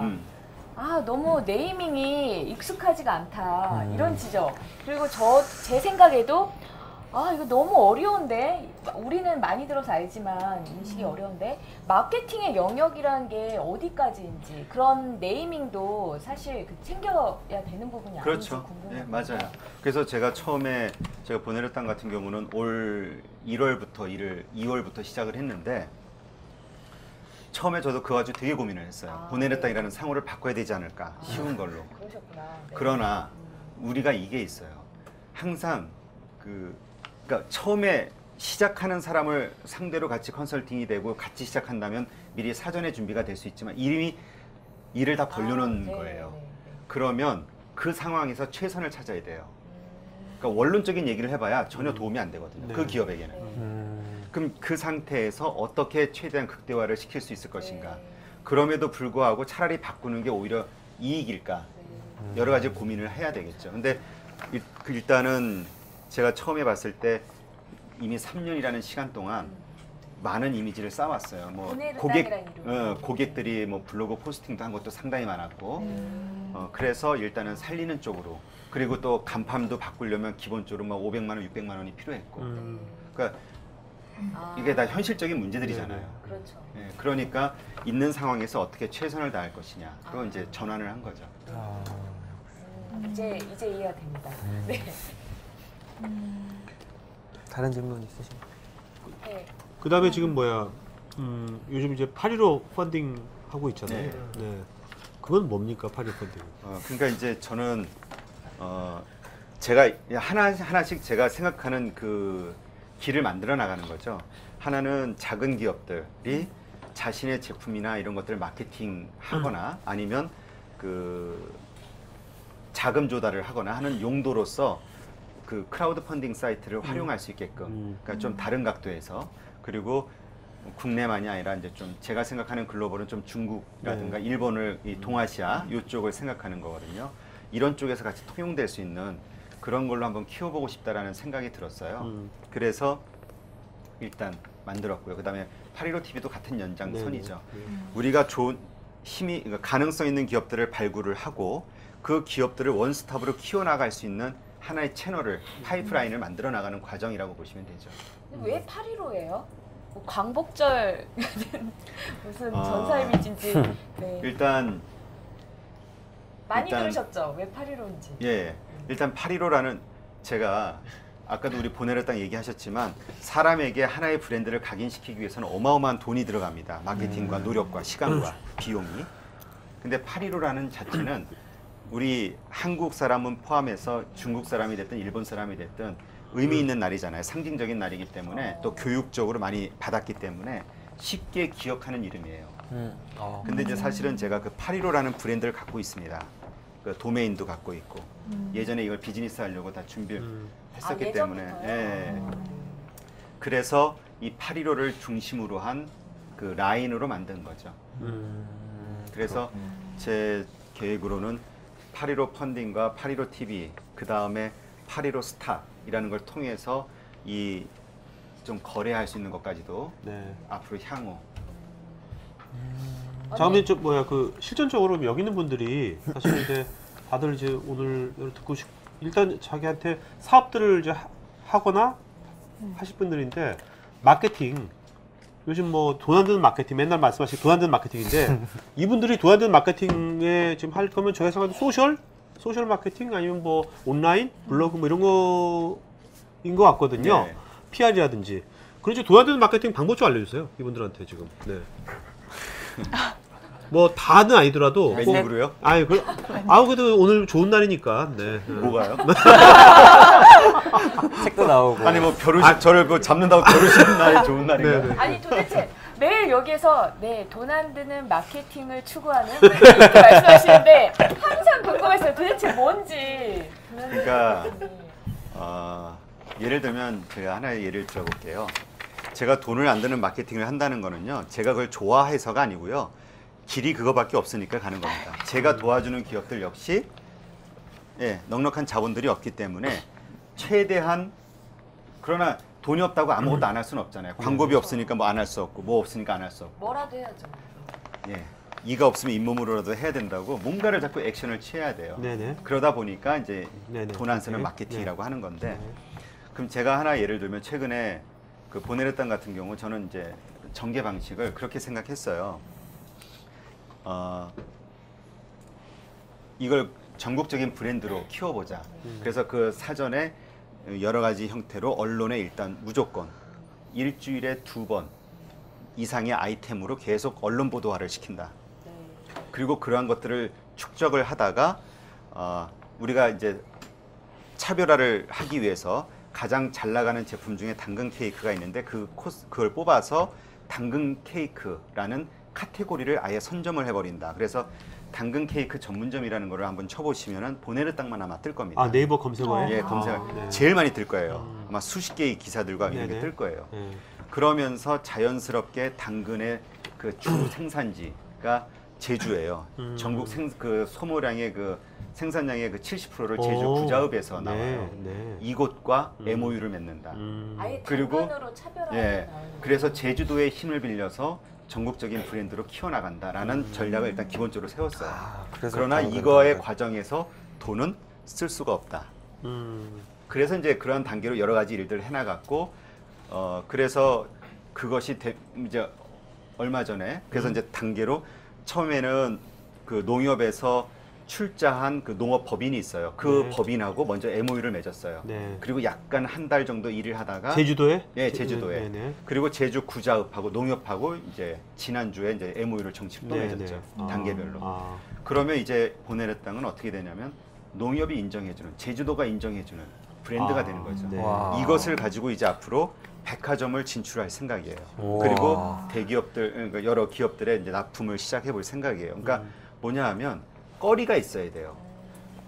제가 일단 처음에 가진 목표는 계속 만드는 거군요. 그렇죠. 목표는 백화점에 들어가는 매장 브랜드로 만들자예요. 근데 그런 브랜드가 되려면 세계적인 어떤 브랜드이든가 네. 아니면 어마어마하게 장사가 잘 되는 곳이든가 이런 어떤 특색이 있어야 되잖아요. 근데 그게 없으니까 다른 방식으로 들어갈 수 있는 레퍼런스를 만들어 나가는 거죠. 근데 아까 거기서 맨 처음에 언론에 이제 일주일에 2번씩 PR을 했다 그랬잖아요. 네. 일단 그걸 통해서 농협도 여기 믿을만한 데네. 그렇죠. 건데인데 여기 있는 분들이 우리가 기자를 아는 것도 아니고 어떻게 이분들이 그 자기 아이템을 기사화를 그렇게 할 수가 있겠습니까? 그거 좀 알려주세요. 그 방법. 미천을 다. 아 거기 노란 의자 앉으면 일단 말해야 돼요. 아 이거 상당히 부담스러워. 노란 의자 함부로 안 앉혀 그래서 노란 의자. 그러니까 저는 항상 제 마케팅의 스승은요 기자들이었다고 얘기를 합니다. 아까 말씀드린 그 제가 97년도서부터 제가 이 이슈 마케팅에 눈을 뜨게 된 게 기자를 만족시키려는 노력을 하다 보니까 그렇게 된 건데 네. 먼저 이렇게 한번 보세요. 기사가 뉴스가 된다는 거는요. 뉴스가 된다는 거는 네 가지 요소가 좀 필요하다고 생각해요. 하나는 아주 공익적이거나 네. 하나는 아주 놀랍거나 파격적이거나 하나는 아주 섹시하거나 그렇죠. 하나는 뭐죠? 돈이 많고. 돈 되는 거나? 아니야 돈이 아니라 그게 공익적인 거고 공익적이고 파격적인 거, 그다음에 공익적인 섹시한 거. 섹시한 또 거. 뭘까? 하여튼 뭐 그런 거. 하여튼 뭐 하나는 책을 보세요. 갑자기 생각이 안 나요. 일부러 그러시는 거 아니에요? 지금? 하나가 아마 제일 중요한 것 같아요. 안 나온 하나가. 근데 그거예요. 그러면 내가 가지고 있는 아이템 가운데서 이거를 만약에 기자에게 얘기해서 뉴스로 내보내고 싶다라고 생각했을 때 그 네 가지 요소 중에 어디에 들어가는가를 한번 보세요. 자꾸 어떤 분들은 인맥으로 기사가 나간다라고 생각을 해요. 그렇죠. 저는 전혀. 기자들은 술 안 마십니까? 평소에? 저는 안 합니다. 여자도 기자란 여자친구 없어요? 이름이 기자. 이름이 기자. 잘한다.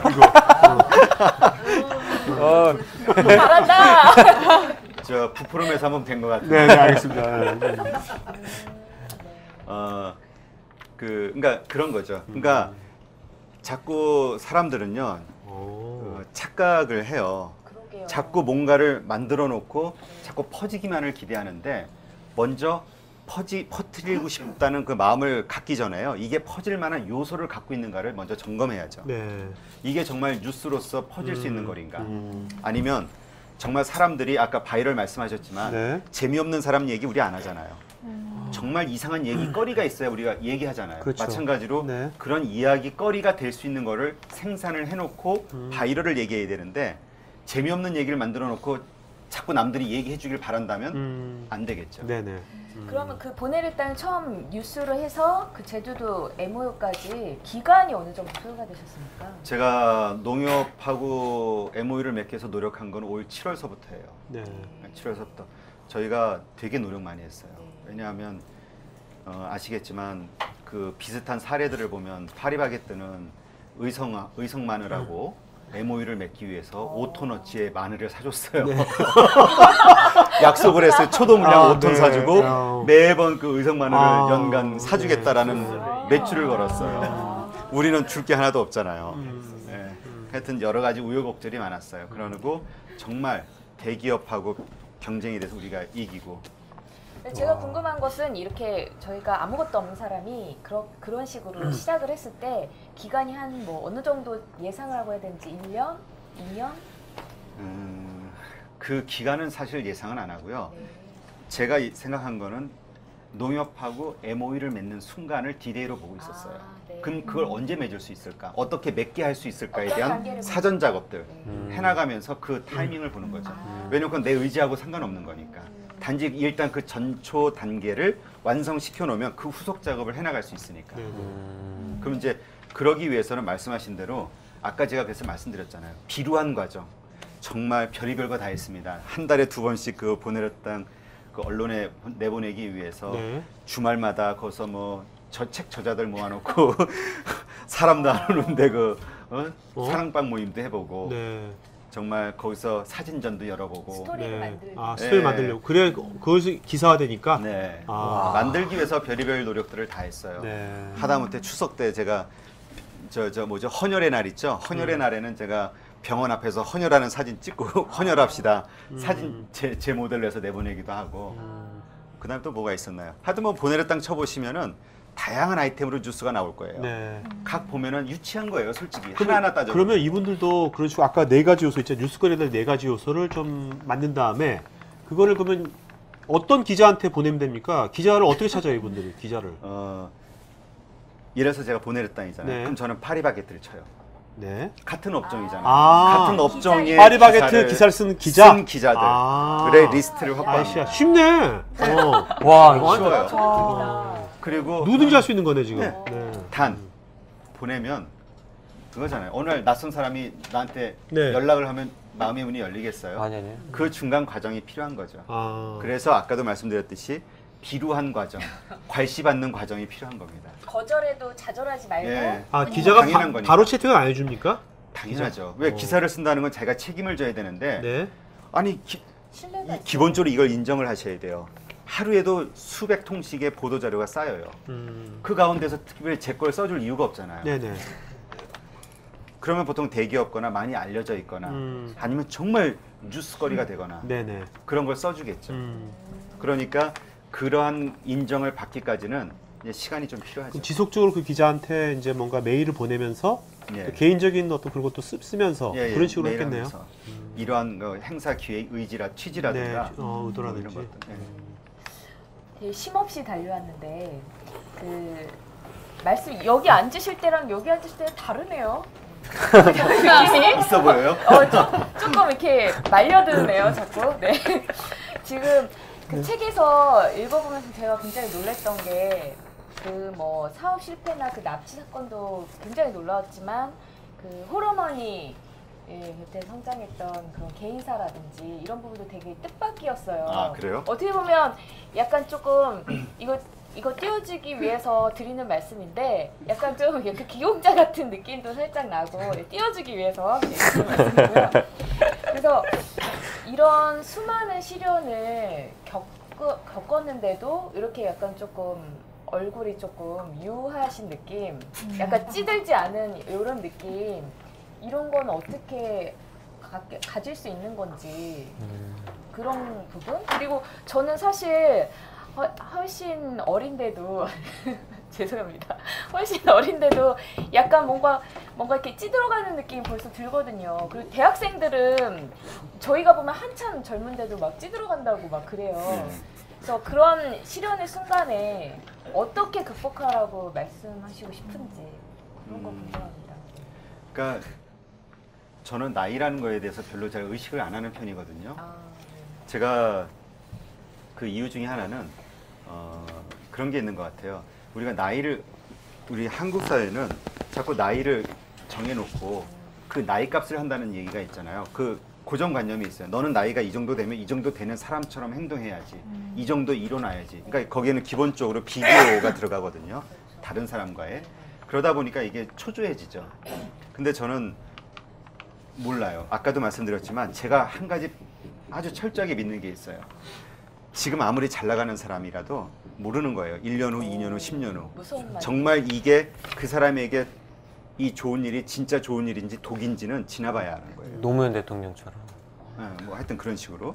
그렇기 때문에 지금 막 잘 나가는 사람이 있다? 부러운 마음이 잘 안 들어요. 그건 모르는 거예요. 마찬가지로 내가 아무리 힘들고 뭐 이렇게 했다?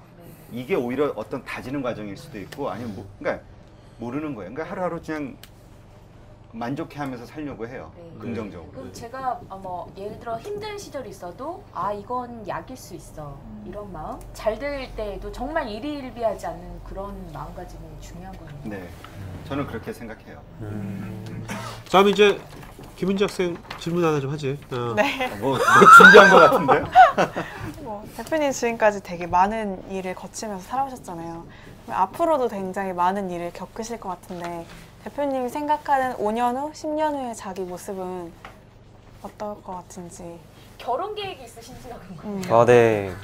그럼요. 일단 계속 즐기실 것인지 아니면. 그 제가 자주 얘기하는데요. 그 어느 날 후배를 만났어요. 후배를 만나가지고 이렇게 소주 한 잔을 하는데 애가 셋이래요, 딸만. 그러면서 왜 결혼을 안 했냐고 막 얘기를 해요. 그래서 그렇게 좋아? 라고 물어봤어요. 그랬더니 소주 한 잔을 탁 마시면서 그 얘기를 하더라고요. 형, 나만 망할 순 없잖아요. 일단 뭐 혼자 살아야 되겠다 이런 생각은 없고요. 근데 그렇다고 꼭 결혼을 해야지만 뭐 행복해진다, 결혼하고 해야 할 것이다 이런 생각도 없고요. 예, 그냥 자연스럽게 연애, 하다 보면. 연애. 그러니까 10년 후의 미래 뭐 계획은 어떻습니까? 네. 일단 제가 지금 저에게는 하나의 목표가 생겼어요. 네. 아까도 말씀드렸지만 그 이 싱크이즈라는 이 브랜드를 통해서 우리 평범한 기업들에게 혹은 좀 어려운 기업들을 다른 각도로 평가하는 다른 잣대로 평가를 해서 투자해주는 어떤 생태계를 만드는 거. 네. 그런 거를 만들어 보는데 한번 집중을 해보고 싶어요. 저한테 좋은 뜻이지만 이게 아까 기업이란 게 상장까지 가려면 특히 중소기업이 뭐 자영업자가 뭐 가려면 못 갈 수도 있고 네. 뭐 간다고 하더라도 그게 10년 이상 걸리잖아요. 그러면 지금부터 이제 1년 되신 건데 그 사업을 하신 지 지금부터 9년간 그러면 주식을 받은 거 돈을 받는 게 아니잖아요. 네. 그러면 어떻게 버티시려고 그래요? 아무리 그렇더라도. 일단은 저는 그 뭐라 그럴까요? 그러니까 10년 이제 뭐 그렇게까지도 갈 수 있는데요. 네. 저는 기본적으로 한 5년을 전후로 기점으로 보거든요. 네, 5년이라도 어떻게 예, 어떻게 근데 그럴까요? 아까도 말씀드린 저도 예전에는 그런 생각을 갖고 있었어요. 네. 아, 어디 투자하면 그거 언제 돈대? 네. 근데 제가 이제 막상 관점이 바뀌었잖아요. 네. 그럼 저는 이제 어떤 관점이냐면 중요한 거는 이 회사가 현재 계속 성장하느냐 꺾어지고 있느냐 네. 이 그래프인 것 같아요. 네. 그렇다고 하면은 이건 이제 투자가 성공해 나가고 있다는 얘기이기 때문에 지금 가시화되지는 않았지만 어쨌건 예, 미래 가치가 있는 거니까요. 하여튼 저는 그래서 이러한 생태계를 만들고 실제로 이런 것을 통해서 큰 비즈니스가 될 수 있다라는 저는 확신을 하거든요. 지금 더군다나 1년을 해보면서 더 확신이 생겼어요. 아니 확신은 하지만 그래서 네. 이러한 확신을 갖고 있는 동지들을 모아야겠죠. 동지들 모은다는 것은 저는 결국 이거 마찬가지 벤처 캐피탈. 자원을 네. 여기 투자라는 네, 그러니까 임 투자를 대표에 하는. 투자하는 거네요. 임 대표의 뜻을 보고 투자하는. 그러니까 그러니까 우리가 투자를 하면 그 투자된 돈으로 운영비를 사용하면서 계속 유가증권을 모으겠죠. 네네. 모으가면서 그 회사들을 성장시키면서 키워나갈 수 있겠죠. 네네. 그러니까 지금 저희가 지금 1년 정도 물론 이제 그 가치 기준은 좀 틀립니다. 근데 저희가 기존에 투자된 그 우리가 투자한 기업들에 또 투자된 그 최종 투자된 그 가치들로 이렇게 평가를 해보면은요. 그래도 지금 거의 한 20억 가까이. 근데 네. 이 말씀하신 부분 들으니까 약간 좀 납득이 되는 부분도 있지만 계속 궁금했던 게 그거였어요. 사실 상승세를 그리고 있다곤 하지만 이게 기업이라는 게 사업이라는 게 언제 어떻게 될지 모르는데 그 미래를 바라보고 뭐 5년 뭐 10년을 버틴다는 게 납득이 안 되는 부분이었거든요. 사실은. 근데 그 부분을 이제 이쪽으로 투자를 받아서 싱크이즈가 네, 투자도 받고 그다음에 이제 하여튼 기본적으로 우리가 살아야 되기 때문에 그렇죠. 여러 가지로 이제 계획 중에 있죠. 네. 또 다른 계획들이. 네. 자, 그럼 이제 Q&A 시간 들어가겠습니다. 저기 마이크 준비해 주시고요. 네. 자, 질문하죠. 첫 번째 질문을 드리겠는데 그 아까 파리오 펀드를 하셨잖아요. 옛날에 혹시 파리오 콜라라고 혹시 아시나요? 예. 예, 그거가 히트했다가 잠시 망했잖아요. 예, 혹시 그것을 다시 살릴 생각이 있으신지? 왜냐면 그게 이미 조금 저희 세대라면 다 알거든요. 근데 지금 펩시콜라나 아니면 코카콜라가 독점을 하고 있잖아요. 예. 그래서 어찌 보면 마케팅하고 좋은 제품을 만들면 성공할 수도 있잖아요. 그거에 대해서 어떻게 생각하시는지. 두 번째는 그 아까 주식을 받는다고 하셨잖아요. 그 주식을 M&A 통해서 합병을 통해서 더 큰 기업으로 만들 수도 있잖아요. 그거에 대해서 어떻게 생각하시는지. 감사합니다. 뭔가 시원하지 않은 느낌. 지금 일단 첫 번째는 파리로 콜라에는 관심이 없고요. 왜냐하면 그 지금 저가 이미 하고 있는 것들이 있으니까. 그 다음에 그러니까 방향이 좀 틀리고요. 그 다음에 뭐였죠? 그 M&A. M&A. 예, 당연히 있죠. 예, 그러니까 지금 회사가 그러니까 이 작은 기업을 성장시키는 데는 여러 가지 요소가 있다고 생각이 돼요. 근데 그 중에 가장 좋은 방법 중에 하나가 M&A를 통해서 해나가는 것도 괜찮은 방법이라고 생각해요. 그리고 그러한 그 뜻이 맞는 경영자들도 이미 여럿 있고요. 여기 좀 이렇게 기업이 자기 회사를 M&A 시키려면 어떻게 뭐를 준비하면 좋겠습니까? 적어도 한 얼마 정도 돼야지 M&A를 할 수 있다고 보시는지. 그러니까 얼마 정도라기보다요. 네. 자기가 갖고 있는 매력이 있어야 될 것 같아요. 네. 우리가 쉽게 얘기해서 소개팅을 하잖아요. 어떤 사람은 소개팅을 많이 나가면 될 거라고 생각해요. 그게 아니잖아요. 네. 아니에요? 한 번을 나가도 선택받을 수 있는 매력을 갖추고 있을 때 소개팅을 해야 그게 성사가 되는 거잖아요. 네. 마찬가지로 M&A도 마찬가지라고 생각이 돼요. 소개팅으로 대동단결됐어요. 지금 이해가 많이 안 되어가지고. 그래서 기업도 마찬가지로 다른 기업에게 인수되고 싶다, M&A가 되고 싶다라고 하면 자기가 가지고 있는 그 매력이 있어야 되겠죠. 그리고 그 매력이 상대에게 플러스가 됐을 때 훨씬 더 큰 파워로 변할 수 있는. 싱크이즈의 매력은 뭡니까? 여기 한마디로 하면? 일단 첫 번째, 지금 우리가 최초로 이런 일들을 일단 시작했잖아요. 그리고 1년이라는 시간을 지나면서 여러 가지 시행착오를 겪으면서 지금 이 마케팅 투자라는 새로운 분야에 대한 많은 레퍼런스를 쌓아왔다는 거. 그리고 실제로 정말 그 6개, 7개 기업, 지금 그 기업들이 스타트가 어땠고 현재 상황이 어떤지 이 성장 속도를 이제 나중에 보게 되겠죠. 아마 내년만 돼도 완전히 달라질 거예요. 그것들이 상당한 그 증거가 되겠죠, 이제. 네. 자, 또 질문. 마이크 질문 없습니까? 네, 여기. 네.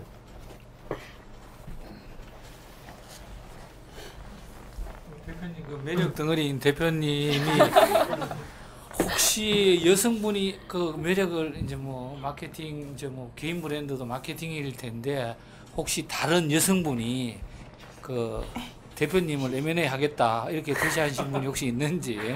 아, 돈이 많은가요? 아니 그 많이 있었는지를 제가 물어보는 예, 거죠. 아니 그러니까 저는 아까 받으신 적 있으신지? 많이 받습니다. 와. 그러니까 저는 그러니까 혼자 살아야 되겠다 아니면 꼭 결혼해야 되겠다 이런 거는 없고요. 그냥 저는 그냥 제 마음 가는 대로 정말 네, 어떤 사람을 만나면 또 그렇게 될 수도 있고요. 아닐 수도 있고 그냥 저는 모르겠습니다. 작은 기업을 많이 하신다고 지금 이제 뭐 그 마케팅 쪽으로 도와주시고 뭐 사업도 하시는데 그 큰 기업에서도 오파를 큰 기업 쪽에서도 이렇게 막 오파가 왔는데 네. 안 하신 건지 아니면 안 와서 작은 것만 한 건지. 일단 제가 취지가 작고 어려운 기업들 가운데서 왜냐면 저는 지금 돈을 버는 게 목표가 아니거든요. 제 목표는 생태계를 만드는 성공 케이스를 만드는 거예요. 그게 되면 자연히 돈은 오겠죠.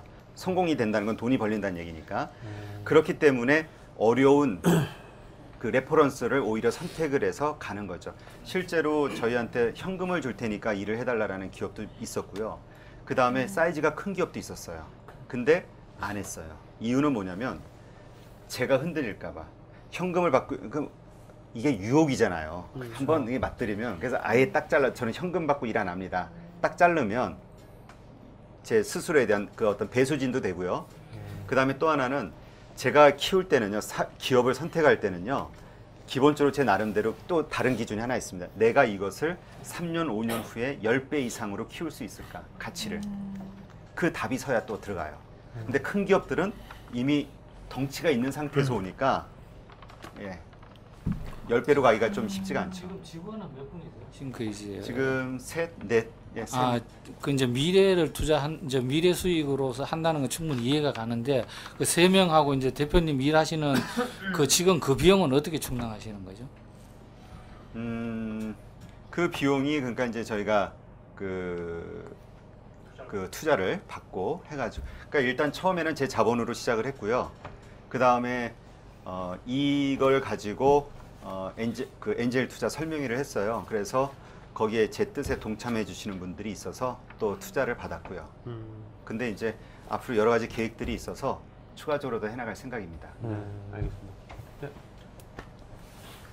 비즈니스 모델에 대해서 좀 네. 다시 한번 말씀을 좀 드려보겠습니다.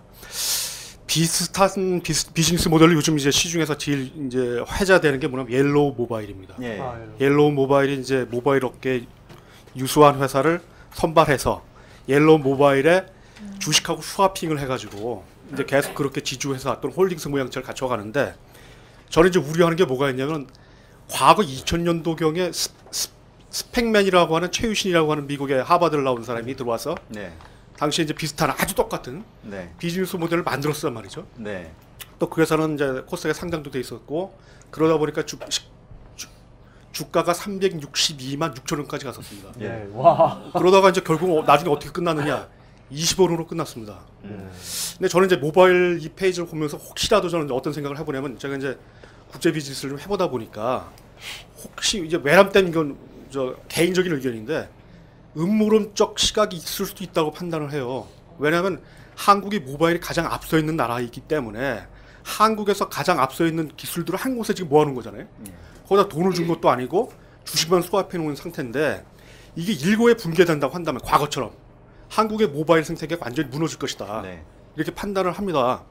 근데 우리 오늘 말씀을 들어보면은 모양새는 조금 다르긴 하지만 큰 그림은 비슷한 거거든요. 그래서 이제 분명히 이게 본체가 살아남아야지만 아까 밑에 들어온 자회사들도 살아남는 건데 우리 대표께서는 이제 정확한 전략과 양심을 갖고 있는 분이기 때문에 신뢰가 가나 이것을 어떻게 생태계를 더 확산시켜 나갈 수 있을 것인가 그 전략에 대해서는 조금 더 구체적으로 말씀을 해주시면 좋겠어요. 네. 네, 일단 저도 말씀하신 그걸 좀 우려 섞인 시선으로 보고 있습니다. 기대도 약간 있지만 사실 우려 쪽이 더 커요. 왜냐하면 저도 1세대이기 때문에 그러한 비슷한 케이스들을 저는 바로 직접적으로 골드뱅크라는 회사를 옆에서 봤었거든요. 골드뱅크 뭐 골드투어 뭐 해가지고 엄청나게 인수해가지고 결국 그렇게 됐죠. 좀 그러나 어쨌든 전체 벤처 생태계를 위해서는 잘 됐으면 하는 어떤 바람이고요. 근데 좀 저는 그쪽하고는 좀 틀리다고 봅니다. 뭐냐 하면 그러니까 저는 쉽게 얘기해서 그쪽은 예를 들어서 어떤 그 모바일이라는 어떤 특성이 돼서 뭐 이게 말씀하신 대로 정말 최고들을 모으는 거잖아요. 저는 그런 쪽들에서 관심을 갖지 않는 그 산업이 낙후됐다든가 아니면은 오히려 좀 그 뭐라 그럴까 첨단이 아니기 때문에 그 아예 가치의 선택이 기준이 되지 않는 그러니까 그런 곳들 그러니까 평범한 곳들을 저는 해서 좀 비범하게 만드는 쪽으로 바꾸는 거죠. 그리고 또 하나는 그러한 곳들을 저희가 그 인수를 하는 게 아니고요. 저희는 결론은 서포터입니다. 결국 사업은 그 당사자가 하는 거죠. 그래서 아까도 말씀드렸듯이 그 사업 아이템을 성공시키겠다는 열정이 가득한 분을 찾는 거고요. 왜? 그 사업은 그분의 사업이지 제 사업이 아니거든요. 저는 그분이 그 사업을 제대로 키워갈 수 있도록 그 사람의 성향에 맞춰서 능력에 맞춰서 자꾸 서포팅만 잘해주면 되는 거거든요. 그런 관점, 그러니까 투자자의 관점으로 봐주시는 게 좋을 것 같아요. 그런 게 좀 틀립니다. 그 대신 815라는 브랜드를 제가 갖고 있고 이거와는 별도로 815라는 브랜드를 통해서 뭔가 해보고 싶다라는 꿈은 갖고 있어요. 네. 맨 처음에 자기 소개하실 때 대표 사원이라는 단어를 말씀하셨어요. 그 단어가 계속 귀에 맴돌아서 다시 물어보는데 왜 대표 사원이라는 말을 쓰셨는지. 그냥 없어 보이잖아요. 없어 보이려고. 예, 저는 그냥 그렇게 생각을 합니다. 뭐라 그럴까요? 그냥 우리 그냥 동료들이라고 생각을 해요. 그 대신 네, 하여튼 좀 그래요. 좀 권위를 그런 게 좀 없애고 싶어요. 원래 권위적이지 않으셨어요? 원래부터요? 그러진 않았던 것 같아요. 전 원래 사업할 때요. 제가 사장이라는 명함을 쓰고 다니진 적이 별로 없어요. 저는 전부 실장이라는 명함을 쓰고 다녔어요. 네. 왜? 나이가 어리고 또 하나는 사장이라는 타이틀을 가져가면 많은 걸 상대가 요구를 해요. 그래서 실무 책임자 정도로 그래야지만 핑계 댈 게 있잖아요. 아, 우리 사장님이 안 돼요. 우리 이사님이 안 된대요. 뭐 이렇게 할 수 있잖아요. 네. 그래서 저는 그러니까 항상 실무적으로만 생각했어요. 그리고 지금도 저는 이렇게 뭐 권위나 이런 거보다는 그냥 실무적인 그러니까 실용주의자라고 저는 생각을 해요, 제가. 자, 또 질문. 네. 아까 들었을 때 비즈니스 모델을 바꾸셨다고 했는데 그 주식으로 받으실 때 지분은 어느 정도 받으시는지? 기업마다 다 틀려요. 예, 왜냐하면 그 기업마다의 가치 기준이 다 틀리잖아요. 가치 산정이. 그 대신 제가 이제 하는 거는 물어봐요, 먼저. 얼마의 가치라고 생각하느냐. 그리고 그걸 인정해줘요. 아, 그리고 상대방이 그냥 말하면 그걸 인정해 네, 줍니까? 그러니까 약간의 조정은 있지만 기본적으로 인정을 해줘요. 네. 그럼 가장 많이 받은 가치는 얼마입니까? 얼마로 가치를 받았어요? 저는 제가 1년 동안 이 하는 비용을 대략 한 1억 5천 정도로 1억 봐요. 5천? 네. 비싼 사람이네. 네, 그 1억 5천에 해당하는 주식을 받는 거죠. 네. 그 대신 이제 그 회사가 얼마짜리 회사냐, 그 상대가 주장하는 거에 대해서 충분히 공감을 해요. 그럼 거기도 아직 한 3년, 5년 된 회사니까 회사 상호 간에 여기의 가치와 그 회사의 가치는 주관적인 거네요. 어떻게 그렇죠. 보면 상호 간에. 그러니까 문제는 뭐냐면 서로가 서로를 신뢰하고 인정해 준다는 거죠. 왜냐하면 어떤 분들은 이런 얘기를 해요. 주식 그거 뭐 돈도 아닌데 그거 줄 수 있지. 천만에요. 그거 아니에요. 왜냐하면 그 주식이라는 건 그 창업자의 꿈이에요. 미래고. 당장 내일 부도나지 않는 한은 정말 피 같은 거예요. 한 주도 남에게 못 줘요. 차라리 돈을 주면 주지. 이 주식을 준다는 얘기는 뭐냐면 신뢰한다는 얘기고 함께 좋은 미래를 열어보자는 그 선언이에요. 네네. 왜냐면 우리가 1년 이렇게 하고 그 다음부터 우리가 주주로서 계속 도와주는 거니까. 네. 자, 예. 질문 드리겠습니다. 어쨌든 그 지금 스타트업에 엑셀러레이터라는 어떤 기관이 있어요. 요즘 많이 이제 그 사업모델이 나왔고 VC나 인큐베이터의 어떤 중간 단계고 어떻게 보면 대표님이 말씀하신 바가 기존에 나와 있는 그 엑셀러레이터의 어떤 기관들과 큰 차별성이 있을까라는 생각을 계속했습니다. 들으면서. 근데 그 부분이 어떻게 보면 지금 조금 안 좋은 평범한 기업 그리고 마케팅 분야에 한정돼 있다. 이 두 가지 외에 그 지금 시중에 굉장히 엑셀러레이터가 많이 나와 있거든요. 뭐 스파클 앱도 있고 굉장히 그 요번 정권 들어서 창조 경제가 굉장히 강조되면서 나왔던 부분이 그 서포팅하는 그런 비즈니스 모델을 가지고 있는 엑셀러레이터, VC 그리고 인큐베이터 굉장히 많이 나오고 있습니다. 근데 그것과의 명확한 차별성이 사실은 저는 좀 안 느껴져요. 그래서 뭔가 최초로 하고 있다라는 말씀을 강조하시면서 평범한 기업 그리고 조금 안 좋은 그리고 좀 자본이 모자른 기업을 말씀하시는데 사실은 모든 스타트업 벤처 기업들이 사실은 그 상태거든요. 예. 그래서 뭐 미미박스 뭐 이런 것들이 다 사실은 똑같은 개념의 어떤 초기 기업들이에요. 그것과의 차별성은 과연 무엇인가? 예. 거기에 대해서 한번 말씀 좀 해주십시오. 일단 첫 번째로요. 그 엑셀러레이터가요. 아까도 말씀드린 제가 만약에 2010년도부터 4년까지 비용을 받지는 않았지만 제가 했던 역할이 엑셀러레이터의 역할이었어요. 그게 뭐냐면 교육 마인드 바꾸는 교육 쪽에 치중을 하게 되죠. 지금은 현장 중심이에요. 그 회사에게 이렇게 해라가 아니라 이렇게 기획을 하고 현재 당면한 문제를 풀기 위한 기획과 실행까지 다 해버려요. 그러니까 뭐냐 하면 제가 쉽게 얘기해서 이런 얘기를 해요. 대표의 참모 겸 핵심 참모 겸 행동 대장이 돼주는 거예요.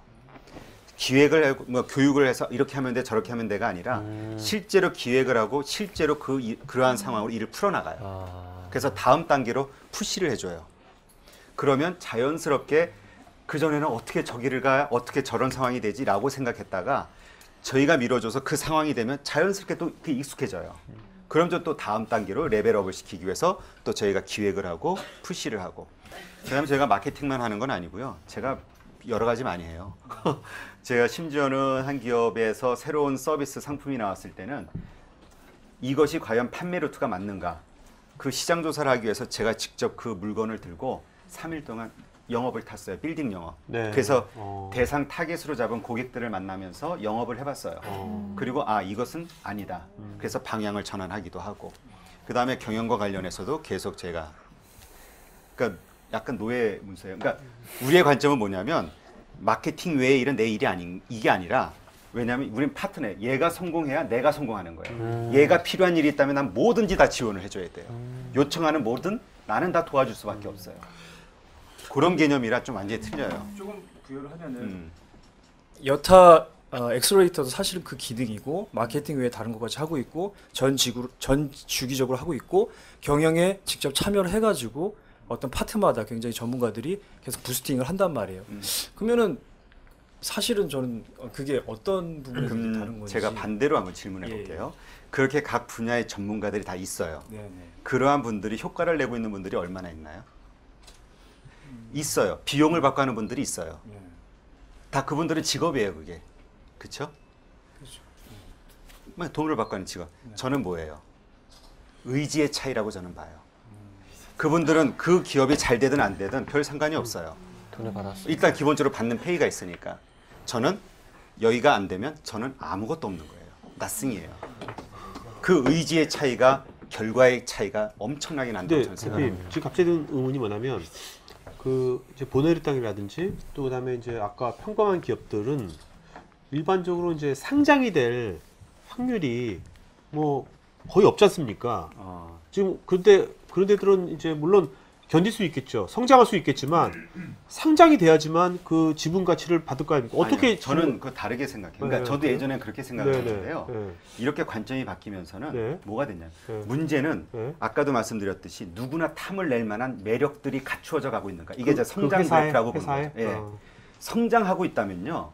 막말로 제가 이거 거래는 되지 않지만 10,000원의 가치가 있는 거면 야 내가 8,000원에 팔게 살래?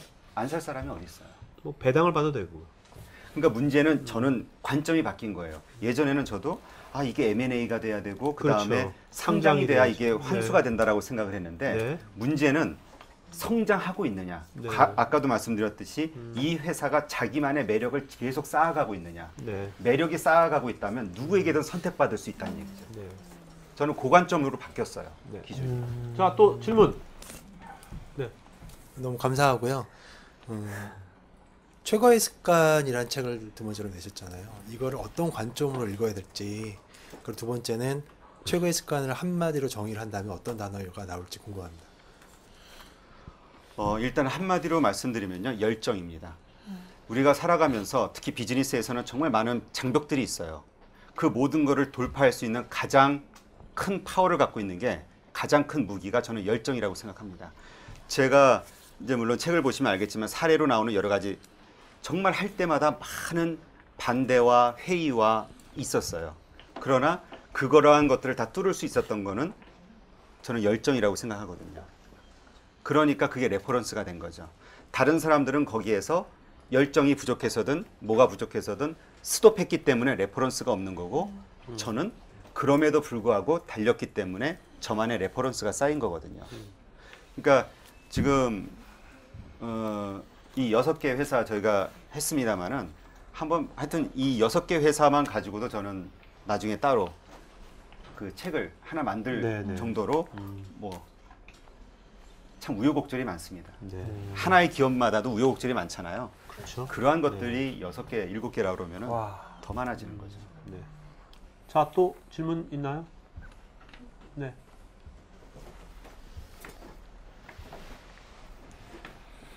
네, 윤세열 대표님 안녕하세요.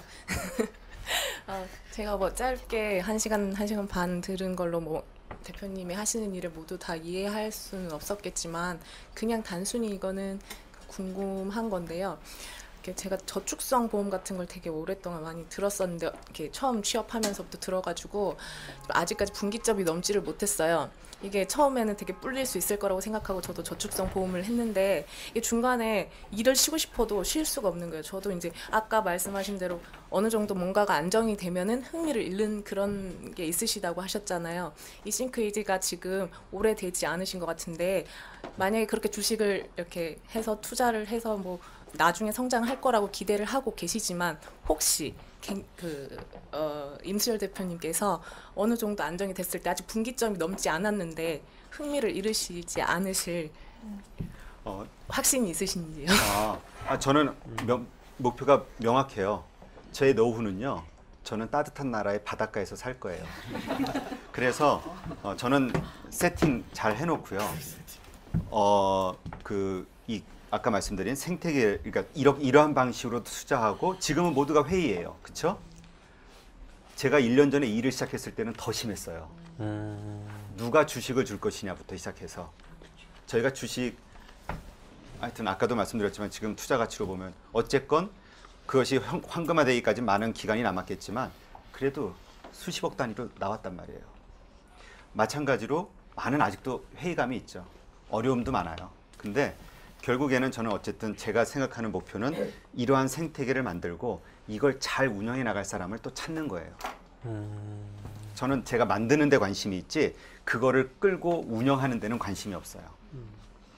그리고 저는 예, 우리 고 PD님하고는 여러 차례 얘기했지만 저는 정말 따뜻한 나라에서 해변가에서 조그만 커피숍이라든가 이런 거 하면서 이렇게 살고 싶어요. 근데 오늘 이렇게 말하는 거 들어보면 뭐 이렇게 여자들이 결혼하고 싶어 하지 않을 것 같아요.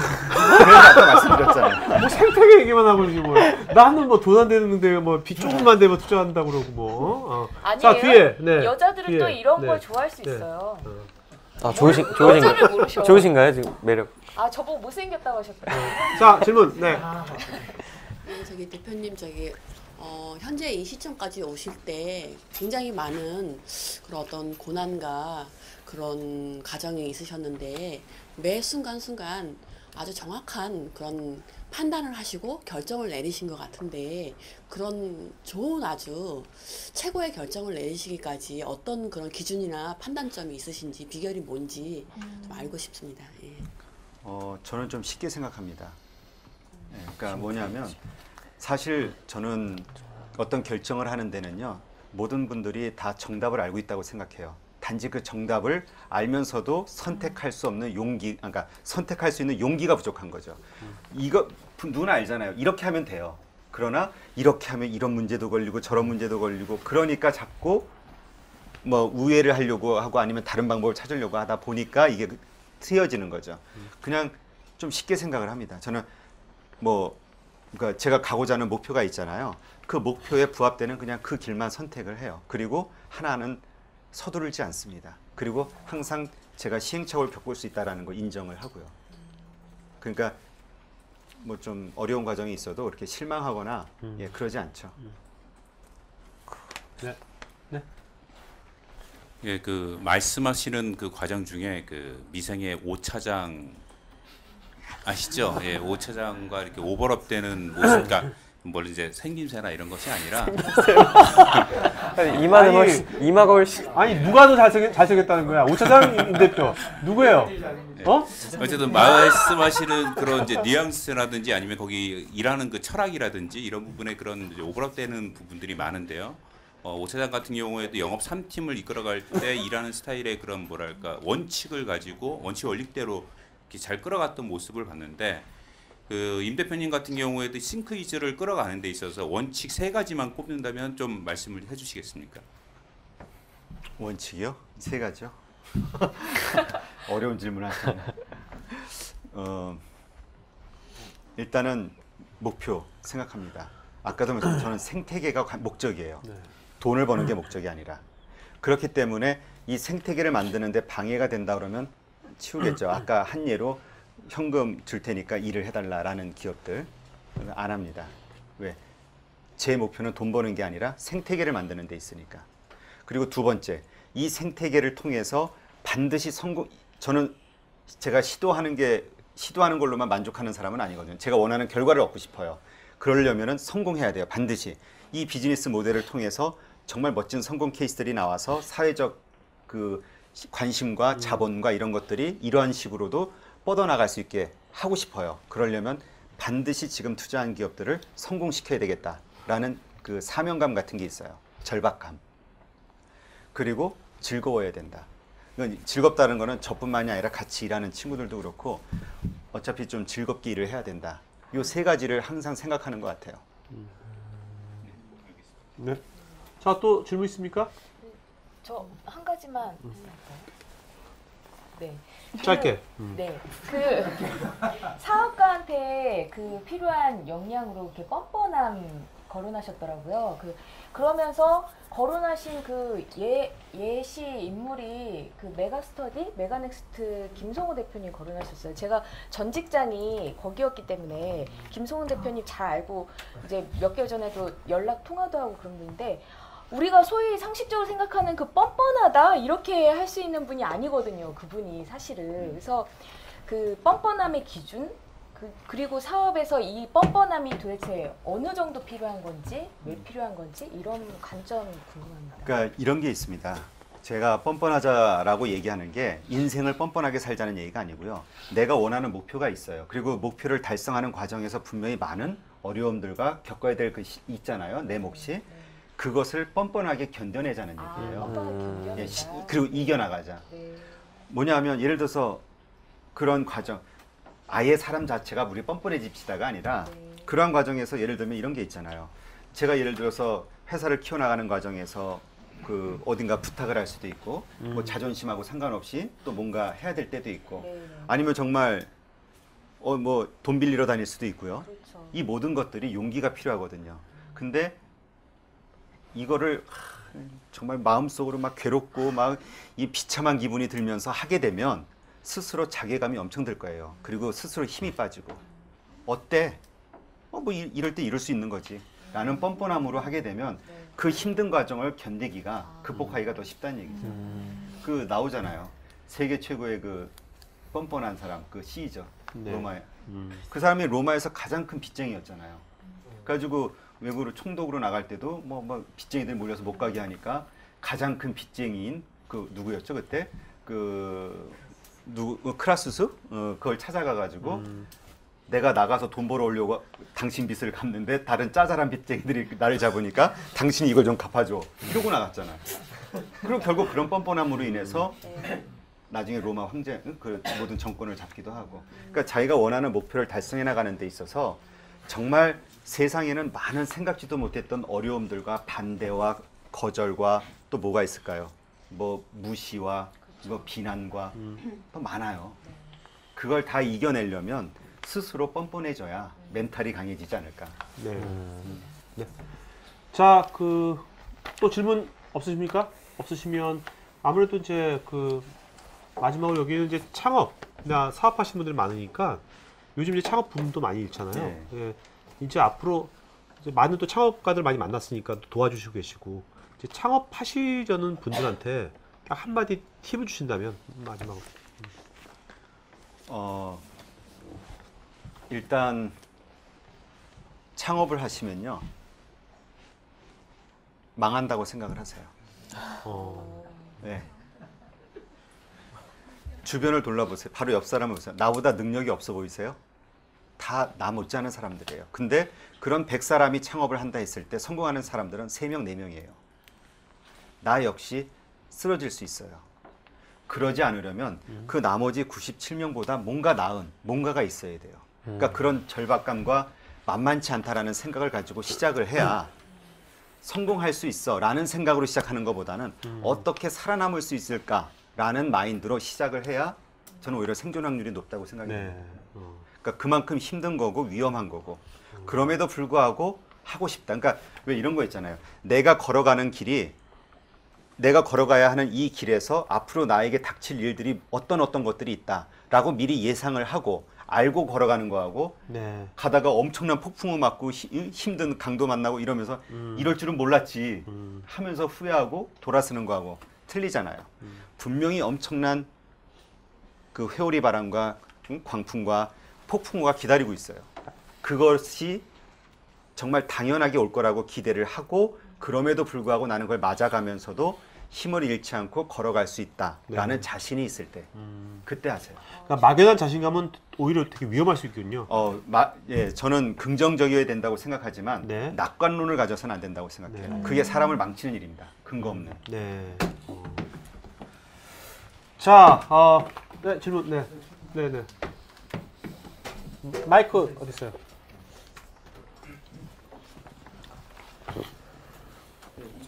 질문 하나 하겠습니다. 거의 일반적으로 제 같은 경우 짧은 지식을 갖고 있는 사람들은 보통 투자라고 하면 확인하기 이렇게 상품이나 기술 확인한 거 이게 엄청난 독특한 기술력을 갖고 있다. 이 상품의 가치는 분명하다고 할 때 정부도 그렇고 일반인도 그렇고 거기에 투자하려 들거든요. 근데 임수율 대표님 말씀을 들어보면 괜찮은 게 현실 대다수가 사실은 그런 독특한 제품이나 기술력을 갖고 있는 게 아니라 대다수는 그보다 열등한 이런 어떤 가치를 두고 있는데 거기에 사실은 그 대다수를 차지하는 그런 기업들을 사실은 도와줄 필요가 있거든요. 저는 그렇게 생각하거든요.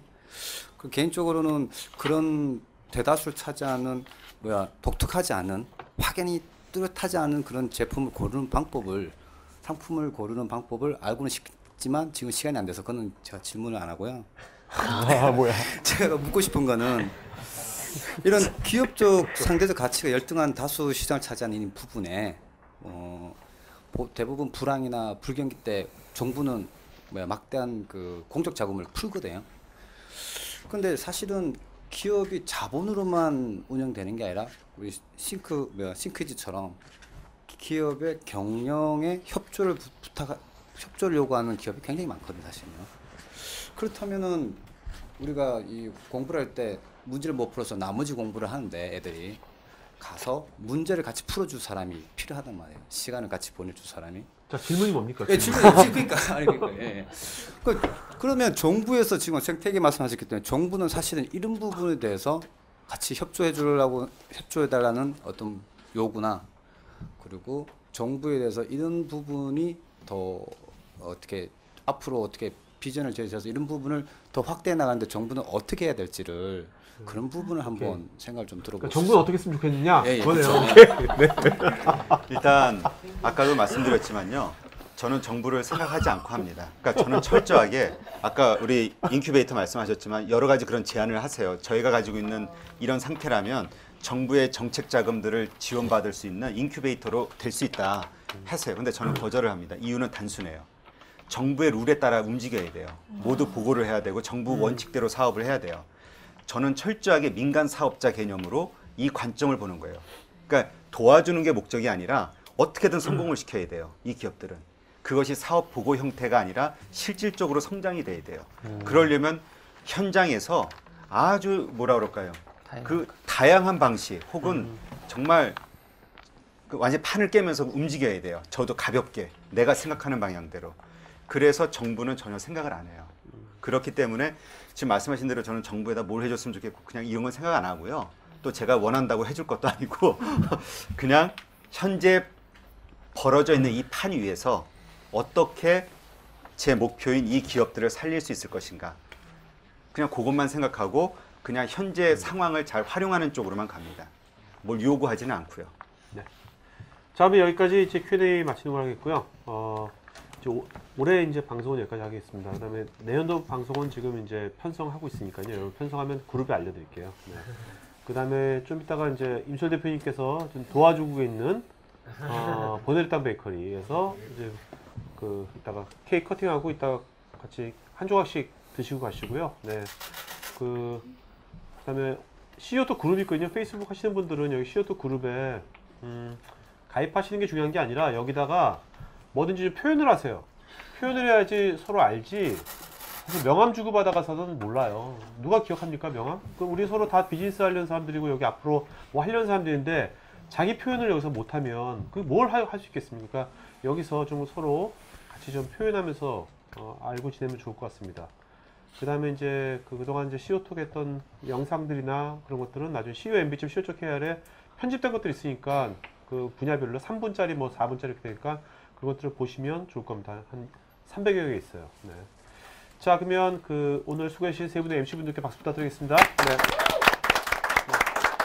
그러면 임철 대표님 마지막 한 말씀 마치고 하세요. 네. 네. 하여튼 그렇습니다. 지금 제가 이렇게 말씀드렸지만 그런 것 같아요. 남들이 가지 않은 길을 간다는 게 되게 힘듭니다. 그리고 되게 용기도 필요하고요. 그리고 정말 많은 분들의 회의와 의심과 그 다음에 비판도 있어요. 그러나 그럼에도 불구하고 저는 현재 보이지 않는 그 건너편을 보면서 어쨌건 모험을 하고 지금 도전을 하고 있는 중입니다. 이것이 결과가 저는 어떻게든 성공시키기 위해서 노력을 하겠지만 결과는 이제 시간이 지나면서 이제 알려지겠죠. 하여튼 제가 드리고 싶은 말씀은 정말 우리 잘 나가는 기업들에게만 관심을 갖는 것보다는 가능성 있는 기업, 그 가능성이 있다는 것은 현실이 어렵더라도 가능성은 있을 수 있거든요. 그러한 상황의 기업들도 어떻게 도와서 상황이 바뀌게 할 수 있을까에 대한 고민, 해보는 어떤 그런 관점들을 가져보시면 어떨까 그런 생각을 합니다. 감사합니다. 네.